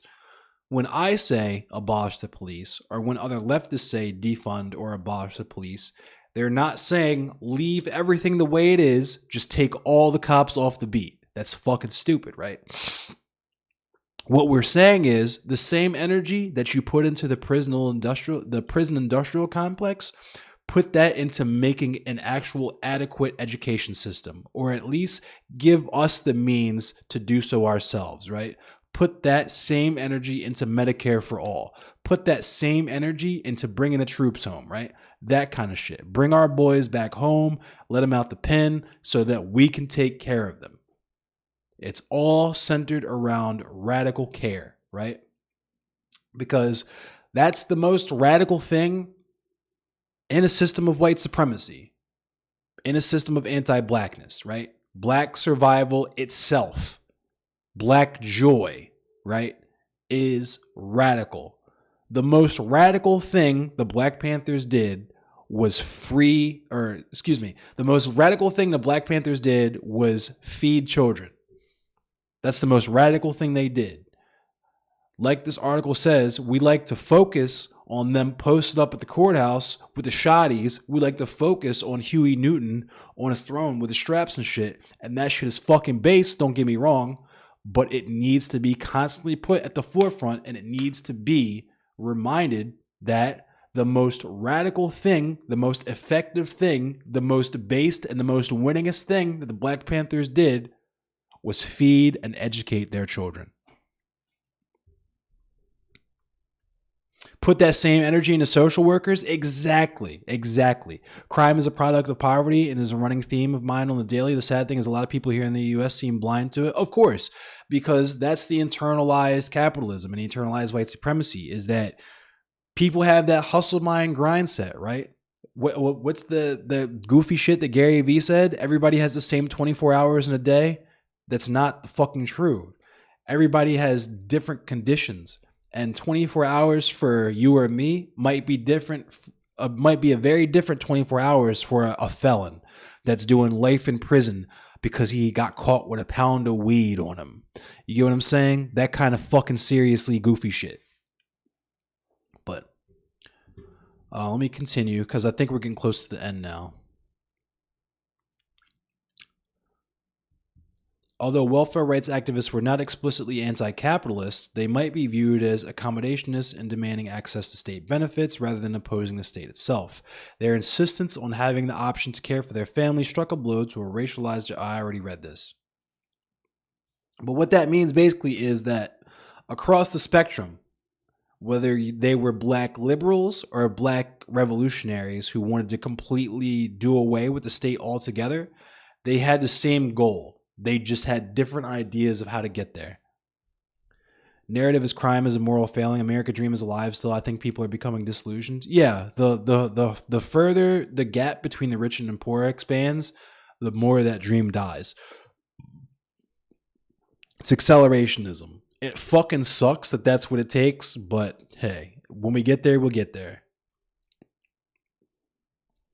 The welfare rights movement models a radical black feminist politics that brought together poor women of all racial backgrounds around economic justice and autonomy. Working side by side, they recognized how racism was deployed to demonize and divide poor women, making their class analysis explicit. The National Welfare Rights Organization is not a black organization, not a white organization, argued Johnny Tillman, welfare recipient and organization chair in a 1971 review. We can't afford racial separateness. I'm told by the poor white girls on welfare how they feel when they're hungry, and I feel the same way when I'm hungry. This is why all this black separatist bullshit in terms of not being willing to be open to intersectionality and not being willing to coalition build with other people is fucking bullshit and is fucking goofy, right? Because you're building your castle on sand. You're dividing the movement, and all the time, black women say this shit, that it's not just about black people. It's not just about, black women. It's for everyone. We just are who we are. So we're going to be at the center. And that's why I say black women should be at the center, is because, like I said before, when they get taken care of, everybody gets taken care of, right?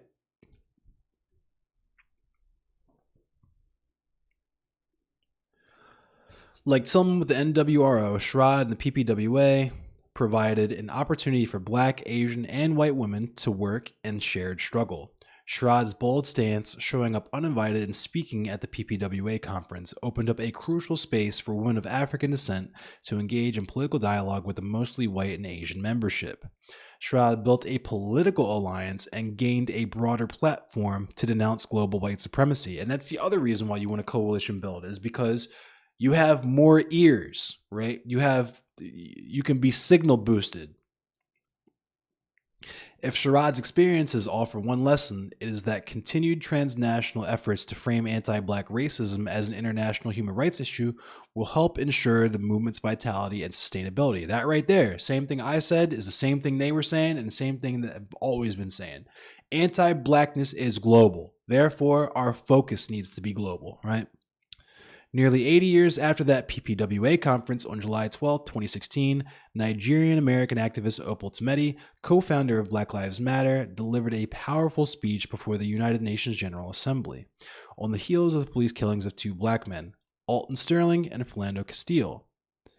An invited speaker, Tometi echoed Sherrod in emphasizing three challenges to the advancement of human rights for all: global capitalism, white supremacy, and the suppression of democracy.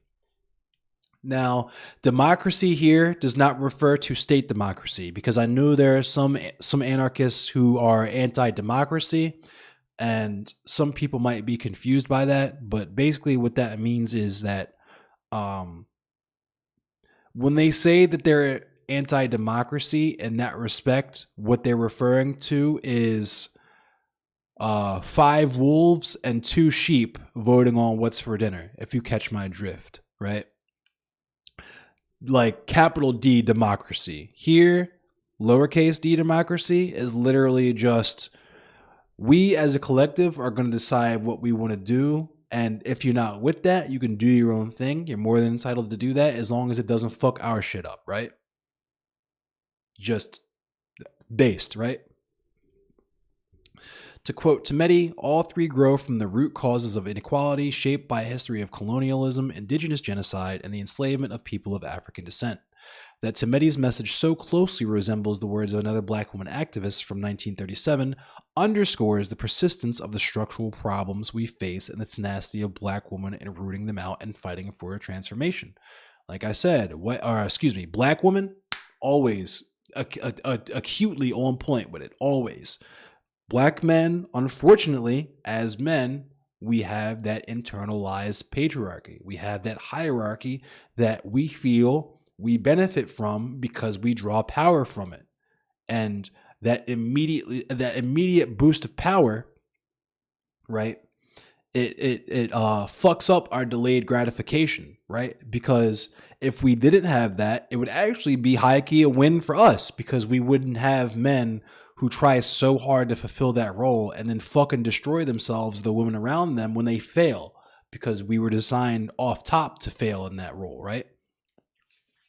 That's why black men are so destructive, right? But yeah, anyway. And I'm shooting from the hip and referring to black men. I know it's not all black men, but I'm just saying generally. So that's the end of that. Now I'll talk a bit about, I know you guys wanted me to talk about anarchism. So,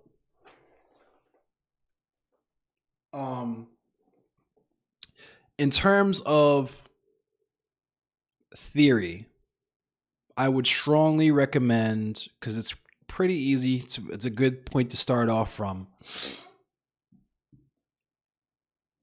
It's Peter Kropotkin's Mutual Aid. And to sum it up, it basically is a theory that suggests the same way that we have Darwinism, right? Survival of the fittest, where the most fit animals are the animals most likely to survive. Dovetailed with that is the idea that cooperation between animals makes them fit. It increases their fitness and therefore their likelihood of survival, right? So the first thing I always tell these like social Darwinist types who are just fascists or making gross misrepresentations of Nietzsche's theories. The first thing I say to them is, okay, you're an apex predator, you're a fucking individualist, all that good shit. I'm gonna give you an AR-15 in the K-bar and I'm gonna drop you off in the middle of the Everglades, right? A crocodile will be shitting you out within 12 hours, right? Because that's not how people work. That's just not how we work, right? If you want to irrigate a crop, if you want to divert a river, if you want to, carve a path through a mountain, you're not doing that kind of shit by yourself. You need other people to work with you to do that shit.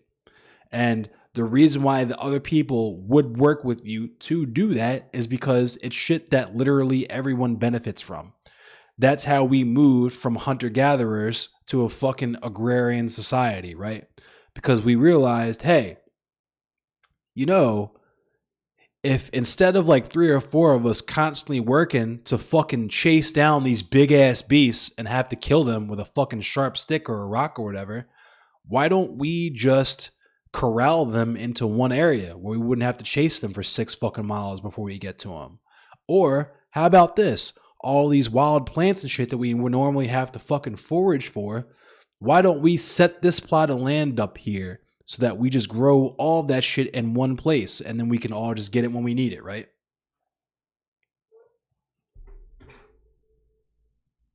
Yeah, look at my phone again really quick, sorry. But that's what black anarchism is to me. Sugarfoot, thank you for the follow. That's what anarchism is to me. The natural state of humanity without all of these social ills piled on top that colonialism has infected us with, right? It's like patriarchy, homophobia, transphobia, ageism, sexism, all this stuff that is artificial hierarchy that the Neanderthals did not give a single fuck about, right? That's anarchism to me, is us with the same level of intelligence and the same capacity for creation and the same desire for freedom and love and intimacy and safety, right? Just with the natural return to what would black anarchism look like for marginalized groups? So black anarchism for me is very specific, and it's just that and how individual black people move in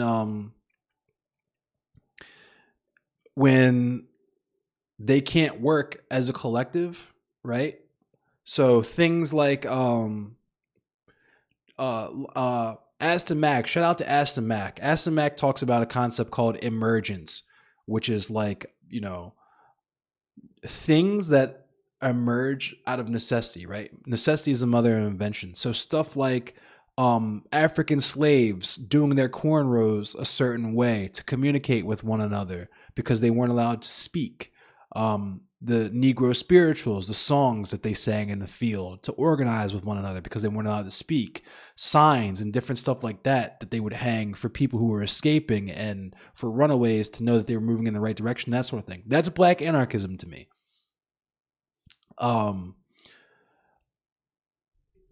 Because it's not moving towards a transformative social organization, so to say.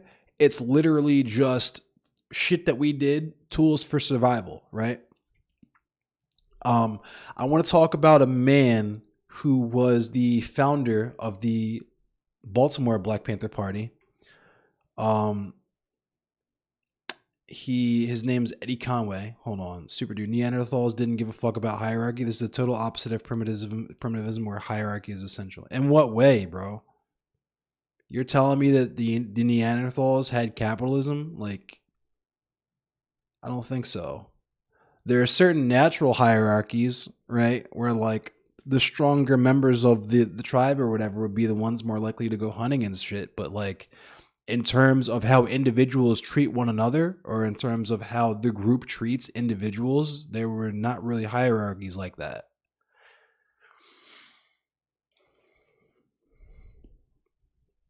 But I say all that to say this before I get into the Eddie Conway stuff, because I want to stay on Black Woman for a minute, because I want to talk about the Professor Flower stuff, because I'm going to keep it 1,000. I have had some very serious criticisms of Vaush. The strong survive, the weak die. How can you say that groups will not treat weaker individuals differently from the strong? Peter Kropotkin's mutual aid. Read it. I just talked about it. You clearly weren't here when I said it, so I'm not going to bother going back and forth with you about it. You can just read Peter Kropotkin's mutual aid. The strong survive, the weak die is not how people work. We survive by working together. And that's not even how a lot of animals in the wild work, right? Like packs of wolves, packs of lions and stuff, they let the sick individuals eat first.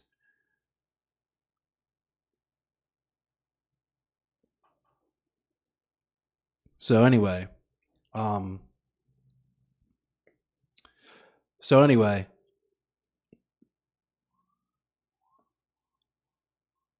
I have some very serious criticisms of Vaush that I can't get super deep into because I stopped consuming Vaush's content a pretty decent amount of. So anarchism is like the hip hop movement before it became a commercial. Exactly, Snack Panther. Exactly. Exactly. And a crucial element for me in my definition of anarchism is, like I said, black joy in and of itself is revolutionary. So any way that we can find to just live and party is black anarchism to me. But like I was saying, shout out to Bink Princess. So like I was saying, I stopped consuming Vaush's content some time ago. I don't have anything super terribly negative to say about Vaush as a person. And I'm sure he produces good content now. It's just not my cup of tea. There is bounce ass for Bink. There is I feel like superior genetics. Who said? Hold on. Yes, I forgot. Yes, we survive by working together. We are very social creatures. However, those predisposed to weakness and failure will, and in my opinion, morally, should not be given the same opportunities, resources as those who have superior genetics. Yeah, I'm gonna go ahead and time you out for that one because it's giving eugenics to me. It's giving eugenics to me, and I can't accept that one. So I'm gonna time you out for that one. You can think about what you said.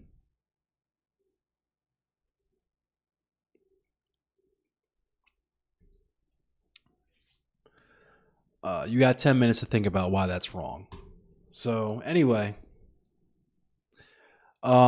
So when we're talking about the Vaush Professor Flower stuff, or excuse me, I have to preface this because, like I said before, um, Vaush at the end of the day is still a person. We were on a panel together.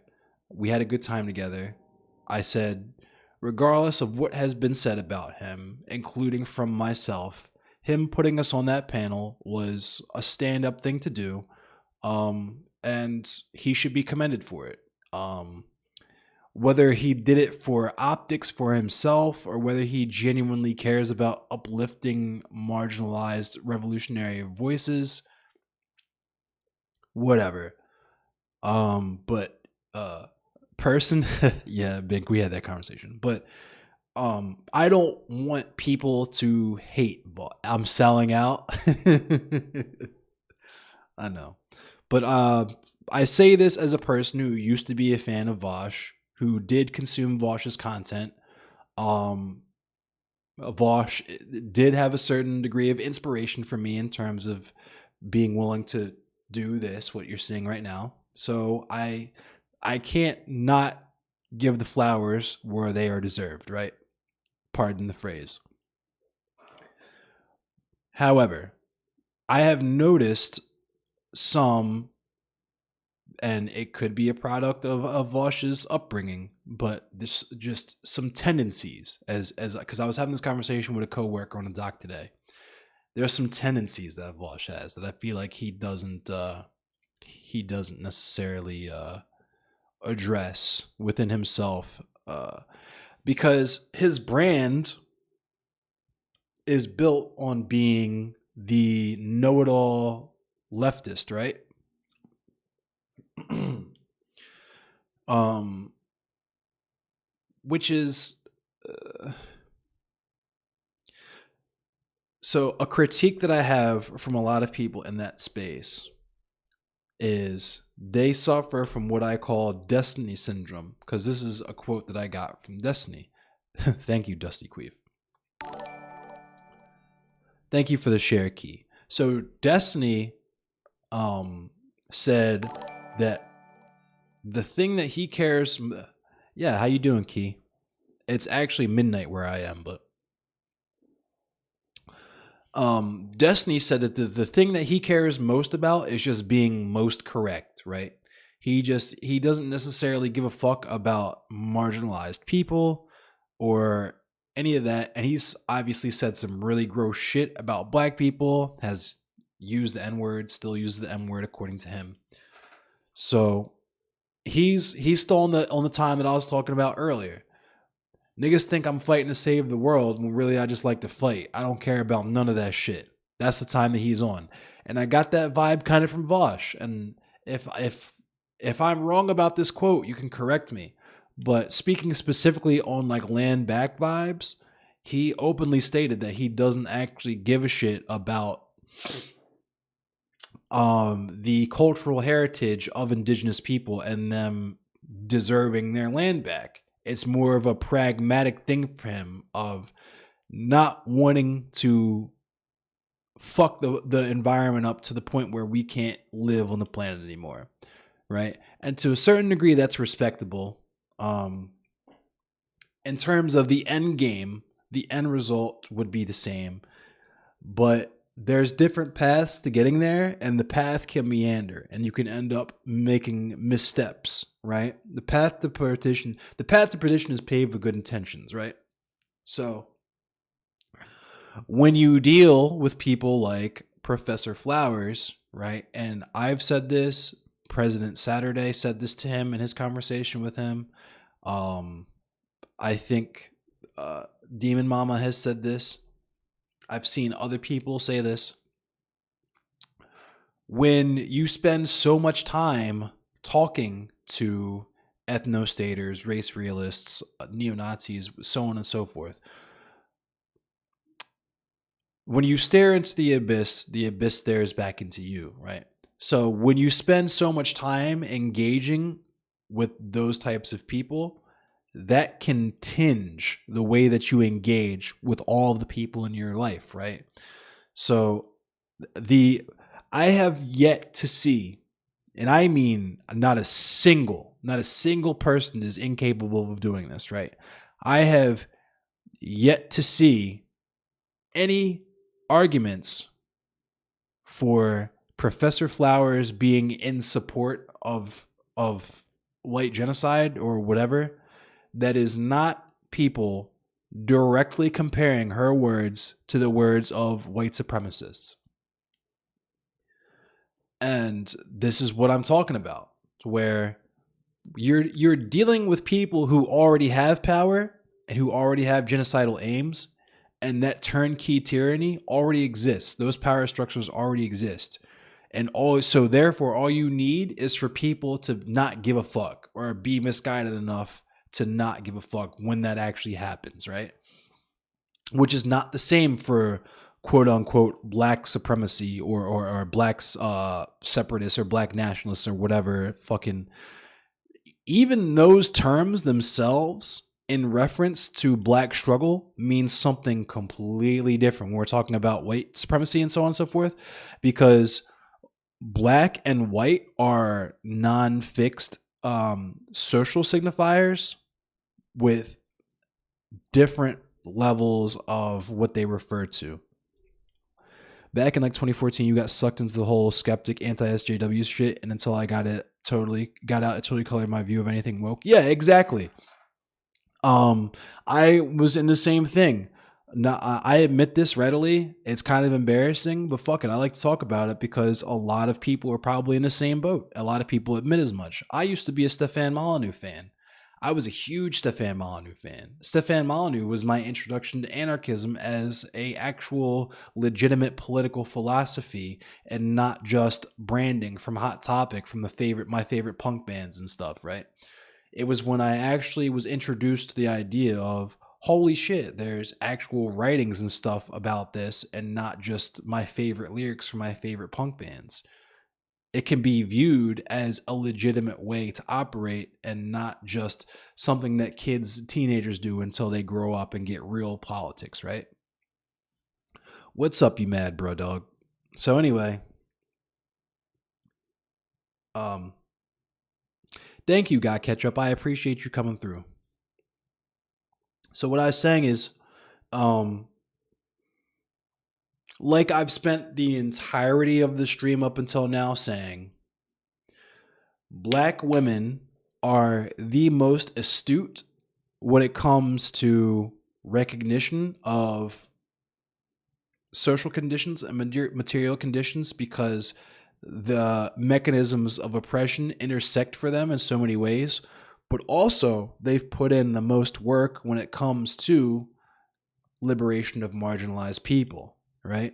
So we need to keep that in mind when we deal with not just black revolutionaries, but black women revolutionaries, right?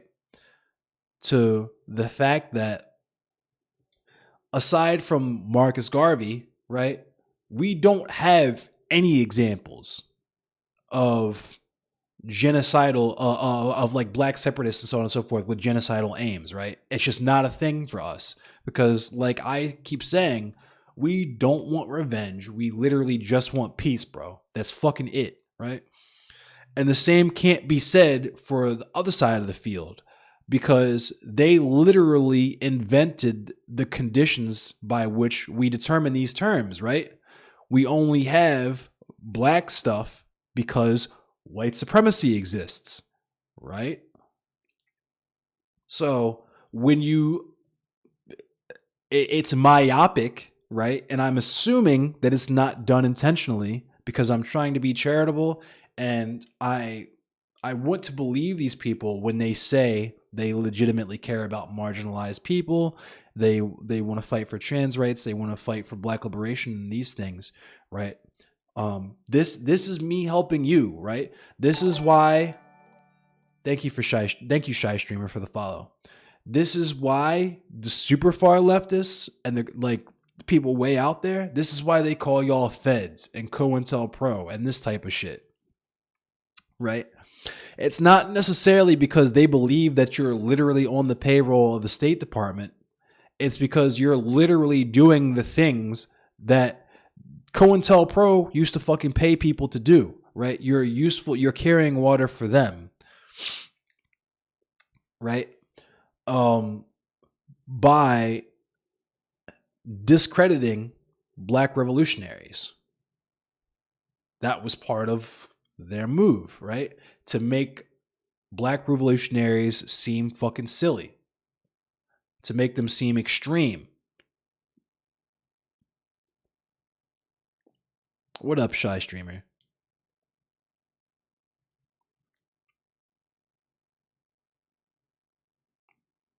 So it's really fucking frustrating for me when, first of all, people take the most disingenuous possible read from Professor Flowers' statements, but then even after they was finessing the finesse exactly, even after Professor Flowers will go ahead and spend, hours worth of content crystallizing her position and actually explaining her worldviews, you still have fucking goofy people that are like, nah, she said she supports genocide in that one Vaush interview. I don't trust it. Like I said, literally from the very beginning, the thing that black people put, or rather black women put in the forefront of their revolutionary praxis and their revolutionary politics is care, right? So when a black woman says that a certain sect of people should have the right to self-determination, should have the right to sovereignty, and the first thing you ask is, but what about the genocide of the white people? It's sus. It's really fucking sus, because not only were we not talking about that, who fucking cares? Right? Who cares? And I know I'm going to get clipped and shit for that, and people are going to try to say that I fucking support white genocide or some goofy shit like that. And to that I say, when we have this conversation about Sean from IT or whatever that has nothing to do with colonization, right? He's just a settler, right? Which has its own problems. But if we're saying, why do we have to send him back to a country where he has no relation, has no interaction, and knows nothing about, okay, why the fuck did his grandfather do that shit? Why is it that when we talk about these things, it's always, just like I said at the top of the stream, it's not enough that we have to go through life dealing with the trappings of anti-blackness and white supremacy every day. We also have to fucking coddle you baby white leftists who are one bad interaction, one black Twitter ratio away from being de-radicalized, right? Not only do we have to deal with that, and it's the same thing with this, right? We're talking about colonized people, and your voicing concern, not specifically for the colonized people, but for the settlers, the settler descendants of the people who colonized them. It's sus and silly. Like, if anything, if you were an actual student of black revolutionaries and black revolutionary politics and black revolutionary movements, you would understand that, like I said, at the forefront of all of our revolutionary movements and politics is care, right? So just like Carr said, shout out to Carr YZ, the MOVE organization, right? They didn't fucking, there was no bloodshed, nothing. And that's another sus thing. It's internalized white supremacy, where you think because white people are just entitled to the entire world, right? Whenever you hear black people want to do their own thing, black people want to do black separatist things, black people want to do black nationalist things, the first thing that you think of, not even just because you spend all fucking day talking to white supremacists who spew this racial revenge talking point, but because you have that internalized white supremacy where you think white people own everything, you think that us having our shit involves us taking shit from other white people, right? It's ahistorical to equivocate and say differences don't matter. Yeah, exactly. It's weird both sides Trump shit. It's giving Donald Trump on both sides. That's what it's giving. And I really wish people would stop doing this shit. And they can use her like one bad take to invalidate everything else she says. Yeah, exactly, Dusty Queef. That's what I'm saying. Like, it's giving COINTELPRO.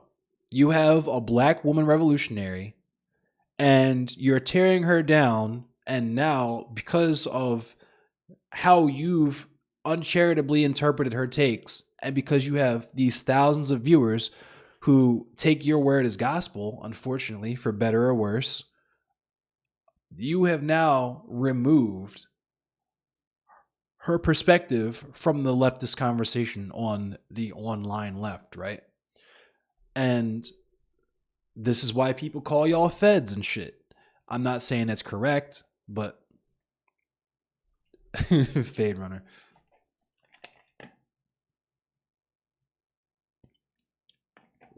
But yeah, man. Shout out to Professor Flowers. I really want to I want to in the future sit down with her and you, Bink, because I feel like that's conversation I want to hear. I feel like y'all both have some very, very insightful conversation, and just y'all talking about y'all's experiences, and yeah, yeah. But that's what I wanted to say. And with all that said, I think Vaush plays a very specific and pretty important role, like I said, with the whole de-radicalization thing. When it comes to trying to reach and meet white libs and centrists and maybe white like anti-SJWs and so on and so forth where they're at, I feel like he plays a decent role in the pipeline of moving people from the center to the left. But so in that back and forth with Vaush, Professor Flowers shouldn't have chose her words better, knowing all that you just explained. Yeah, but I mean, so here's the thing. Like, people misspeak all the time, and people have different reasons for saying the things that they say. Like I said at the top of the stream, right? If a white woman says, I hate men, people are like, yes, queen, so brave, so beautiful, right? But when a black woman says, I hate white people, then suddenly she's a black supremacist. She's a black nationalist, right? It's a very weird fucking double standard that is, we have the most charitable takes when it comes to white leftists, right? But when we're talking about me, when we're talking about Professor Flowers, any type of black revolutionary, any type of revolutionary politics is scary. It's spooky because it challenges their seat of power, right? So also because we spend all of our fucking time talking to white supremacists, race realists, so on and so forth, instead of talking to these marginalized people, talking to revolutionaries that we claim to support and take cues from, that paints our worldview to where we have to view everyone who uses the word nationalist or a separatist with utmost disingenuousness, right? Because it's giving genocide, right? When white nationalists say they want to do, even like I said, even just the term white nationalist versus black nationalist, two completely different methodologies of what they want to achieve, how they move through the world, and structures of power, right? There is no black supremacist structure. Okay, to summarize, we respect Vaush, but language is important when it comes to white supremacy. It was made in order to corner language as it's the hint of truth that helps promote bigotry. When it comes to Vaush, he caters that idea, so we just want him to do better, really. Exactly, Bink. We just want Vaush to do better. That's it. Just like we're not trying to cancel nobody. No crazy shit like that. Just do better. And that's why I commended them for having us on that panel, because for me, if I'm viewing that charitably, that's him taking a step in the right direction. Sure, you could say he just did it for optics, but he still did it. We black people always in that position from Panthers BLM. Yeah, exactly. And that's That's the thing that Martin Luther King Jr. talked about in one of his speeches, and what was talked about in the thing that I just read is that you first of all have a right wing portion of society that is looking to see us as infants, as children, as raw materials, as fucking crazy, no matter what we do, right? So that they can institutionalize us, they can kill us, right? They can rape us, do all these things to us, and not feel one way or the other about it. But also, um, you have this center which they have family members and shit that are part of that right wing that they try to redeem, that they want to de-radicalize, and so on and so forth. And they have a lot of those tendencies internalized within themselves that they have not addressed, which leads them to focus on the optics as opposed to the mission, right? When I heard Professor Flowers speak, what I heard was someone who cared about the indigenous people, right? How we jumped from that to they should have the right to kill all the white people is I thought I still don't understand, right? And I still have to have some I have yet to have someone explain that to me in the terms outside of, well, when white nationalists say this, they mean this. So when she said it, I'm assuming that she has the same intentions as white nationalists, right? What are Bolsheviks? Are they like, so yeah, we're from Baltimore. So we talk about commie stuff, and we're from Baltimore. So it's kind of like a portmanteau of Baltimore and Bolshevik. So that's where that comes from. Also, we're going to be recording. I know we haven't recorded a new episode in a while. We are both kind of going through some shit. I was moving, but I actually live with my podcast co-host now. So we're going to actually cut a new episode, or we're going to record a new episode tomorrow. We've designated Tuesdays as our episode recording day. I stream here. You could find me here, same time, same place, every Monday, Wednesday, and Friday at 10 p.m. Eastern Standard Time. But we've also decided that Tuesdays will be our pod episode recording days. And our producer is usually really good on the turnaround for those. So we'll probably be cranking out new episodes like every Friday, Saturday. Is there a place that you could sub or support me at? Thank you, Sugarfoot. Oh, fuck no, we're not cool with what Putin's doing. Fuck Vladimir Putin. Vladimir Putin is an imperialist, dog. He's a fascist. Vladimir Putin don't have shit to do with no communism. I'm sorry. But anyway, if you want to sub or support me as a viewer, just spreading the word about me and showing me to other people so other people can follow me and stuff works. But also, if you go to endlesscemetery.com, that's a spot where you can tip me. Or if you just want to Venmo me, if you just want to send me some loot or Cash App me, it's Endless Cemetery on Cash App and Venmo. I want to change it because what went from a hilarious meme to me is now apparently a symbol for the alt-right. It's the guy in the Burger King hat saying the N-word on the plane. That's my profile picture on Venmo if you want to send me money there, and Cash App, I think it's actually an actual picture of me, but it's both Endless Cemetery if you want to support me. Or like I said, you could go to endlesscemetery.com. It's my username and .com, and then tip me from there. You disagree with Vaush from time to time, especially on reparations. In that conversation with Professor Flowers, the biggest problem I had with her is she didn't come with receipts. That was my problem too. But at the same time, I also know that we don't owe that to white people. So, yeah. Commie Dom, yes. So this flag here is the Baltimore County flag. Baltimore County is where I grew up. The story behind this flag is quite funny. As you can see, it looks very commie. And the people at the time thought so too, so much so that they didn't want to ratify it. Fuck.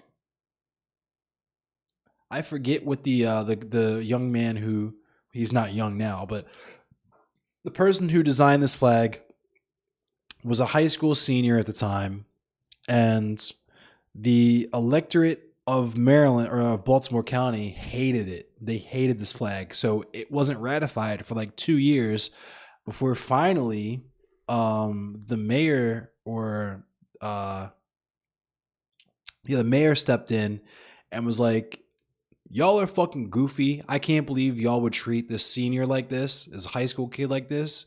Y'all owe him an apology, and guess what? The flag is ratified. This is the official flag of Baltimore County now.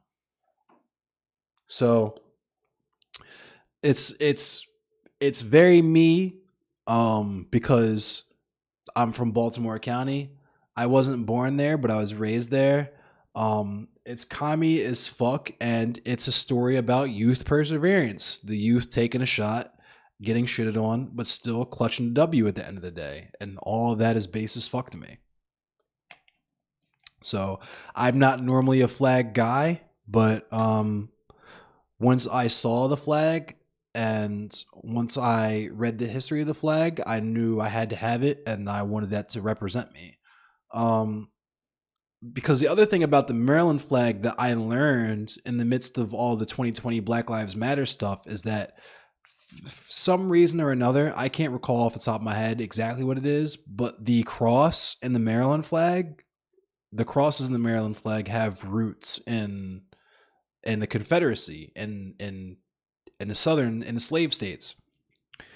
Because Maryland was a neutral state, but definitely fucked with slavery. 1000% fucked with slavery. The street that I grew up on was called Rolling Road.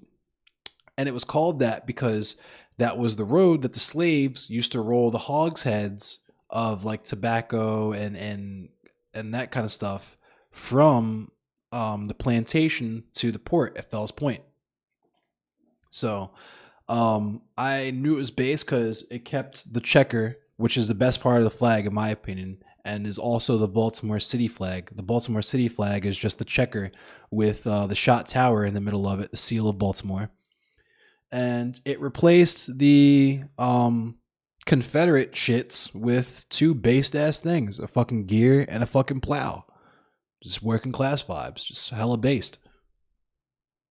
And I know I've used the word based a lot. I have to say that I actually am a longtime veteran of the Bitch Mob Task Force, right? Shout out to Lil B. If you're not a Lil B fan, you should probably not be using the word based.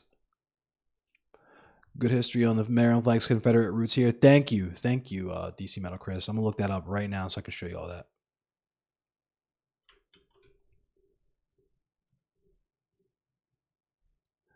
Thank you, Snack Panther. That's extremely flattering to me to be called a better alternative than Tim Black. You know, Aston Mack calls me the encyclopedia of blackness, and I'm trying to live up to that. I really am. Those are big shoes to fill, but I really want to. I want to live up to that name. So yeah, your county flag is a little fascist. That sucks. But let me show you all. This thing that DC Metal Chris just linked me to. All sorts of misinformation gets reported online, so that's why the Verify team is here, to separate fact from fiction. This summer, the country has debated the role of Confederate symbols in everyday use, and several articles online claim Maryland's flag is one of them. So let's verify. Does the state of Maryland's flag have Confederate symbols? Our sources are the state of Maryland's website and vexillologist, or a flag expert, Peter Ansoff. There's never been any secret about that. It's common knowledge. You can read it on the Maryland state website. Ansoff says Maryland's flag is the coat of arms of the Calvert family, the founding family of the state of Maryland. And it's made up of two symbols. You have the Calvert banner, the black and gold, and the Crossland banner, the red and white. Now, here's where the controversy is. During the Civil War, Marylanders fought on both sides. Right. Marylanders who fought for the North used the common symbol, which was the Calvert arms of the black and gold, and the Southerners used the other part of the original Calvert arms because they wanted to be different. But after the war, Marylanders, like the rest of the country, had to come back together, and they began to use both symbols again together on one flag. The notion behind it was that this is a compromise. We're trying to bring the parties back together and move ahead as one a unified state. So we can verify, true, the Maryland flag has a Confederate symbol in it. But, as Ansoff points out, originally it was the symbol of the founding family of Maryland that was later co-opted by Confederate soldiers. Oh, okay. So it's barely remembered that way today. If you have something you'd like verified, email us at verify@wusa9.com. So, once again, you have the white supremacists fucking taking everything good and turning it into trash. But yeah, but that's also based. The checker is not just cool looking, it's also the symbol of the North, of people fighting in the Union. So many Confederate flags in New Hampshire, that doesn't surprise me. But anyway, this has been a nice long stream. Been about 2.5 hours. I'm getting a little tired. I gotta whip the forklift tomorrow. I wanted to get into stuff about me, because I know this is probably the first time a lot of you are seeing me in this format. So in the interest of that, tune in Wednesday. Like I said, I stream every Monday, Wednesday, and Friday at 10 p.m. Eastern Standard Time. That's New York time. And I do this. I talk about politics. I talk about, leftist theory. I talk about black anarchism. I talk about communism. I do all of that. And I'm also currently playing Elden Ring. So I might do a little bit of that on Wednesday. I didn't want to do that today because this is my last Black History Month stream for the year. So I wanted to really laser focus in on the nigga shit. But yeah. Why does all compromises always benefit white supremacy? Oh yeah, exactly. And thank you, Dusty Queef. That is my goal here. Like I said, Aston Mac, shout out to Aston Mac. Follow Aston Mac if you aren't already. It's Aston_Mac on Twitch. Very, very excellent comrade. I would follow that man into battle. His rhetoric is super on point, and you'll learn a lot from him as well. But he refers to me as the encyclopedia of blackness. And like I said, that's extremely flattering to me, and those are extremely big shoes to fill, but I want to try my best to actually live up to that. So tell your friends, tell people to come through. Like I said, I also do a podcast with my housemate. It's called The Bolsheviks, BALTSHEVIKS. We're from Baltimore and we're commies, so we talk about Baltimore and commie shit. So if that's something that interests you, check it out. It's pretty funny sometimes too. We're gonna get the pod going again this week. Probably gonna record a new episode tomorrow, so that'll be out probably by the weekend. But no promises on that. But yeah, thanks everyone. I appreciate you coming through, and I appreciate your support. We're gonna figure out who to raid because I'm going to bed. I gotta whip the forklift tomorrow. I might start doing forklift streams, where I go live on TikTok and put my phone in the cup holder and stream from there. So that's something I kind of want to do. But, yeah. Thanks, y'all. We're going to raid Boy Meets Mini. I like raiding Boy Meets Mini. Good night, comrade. Have a good night.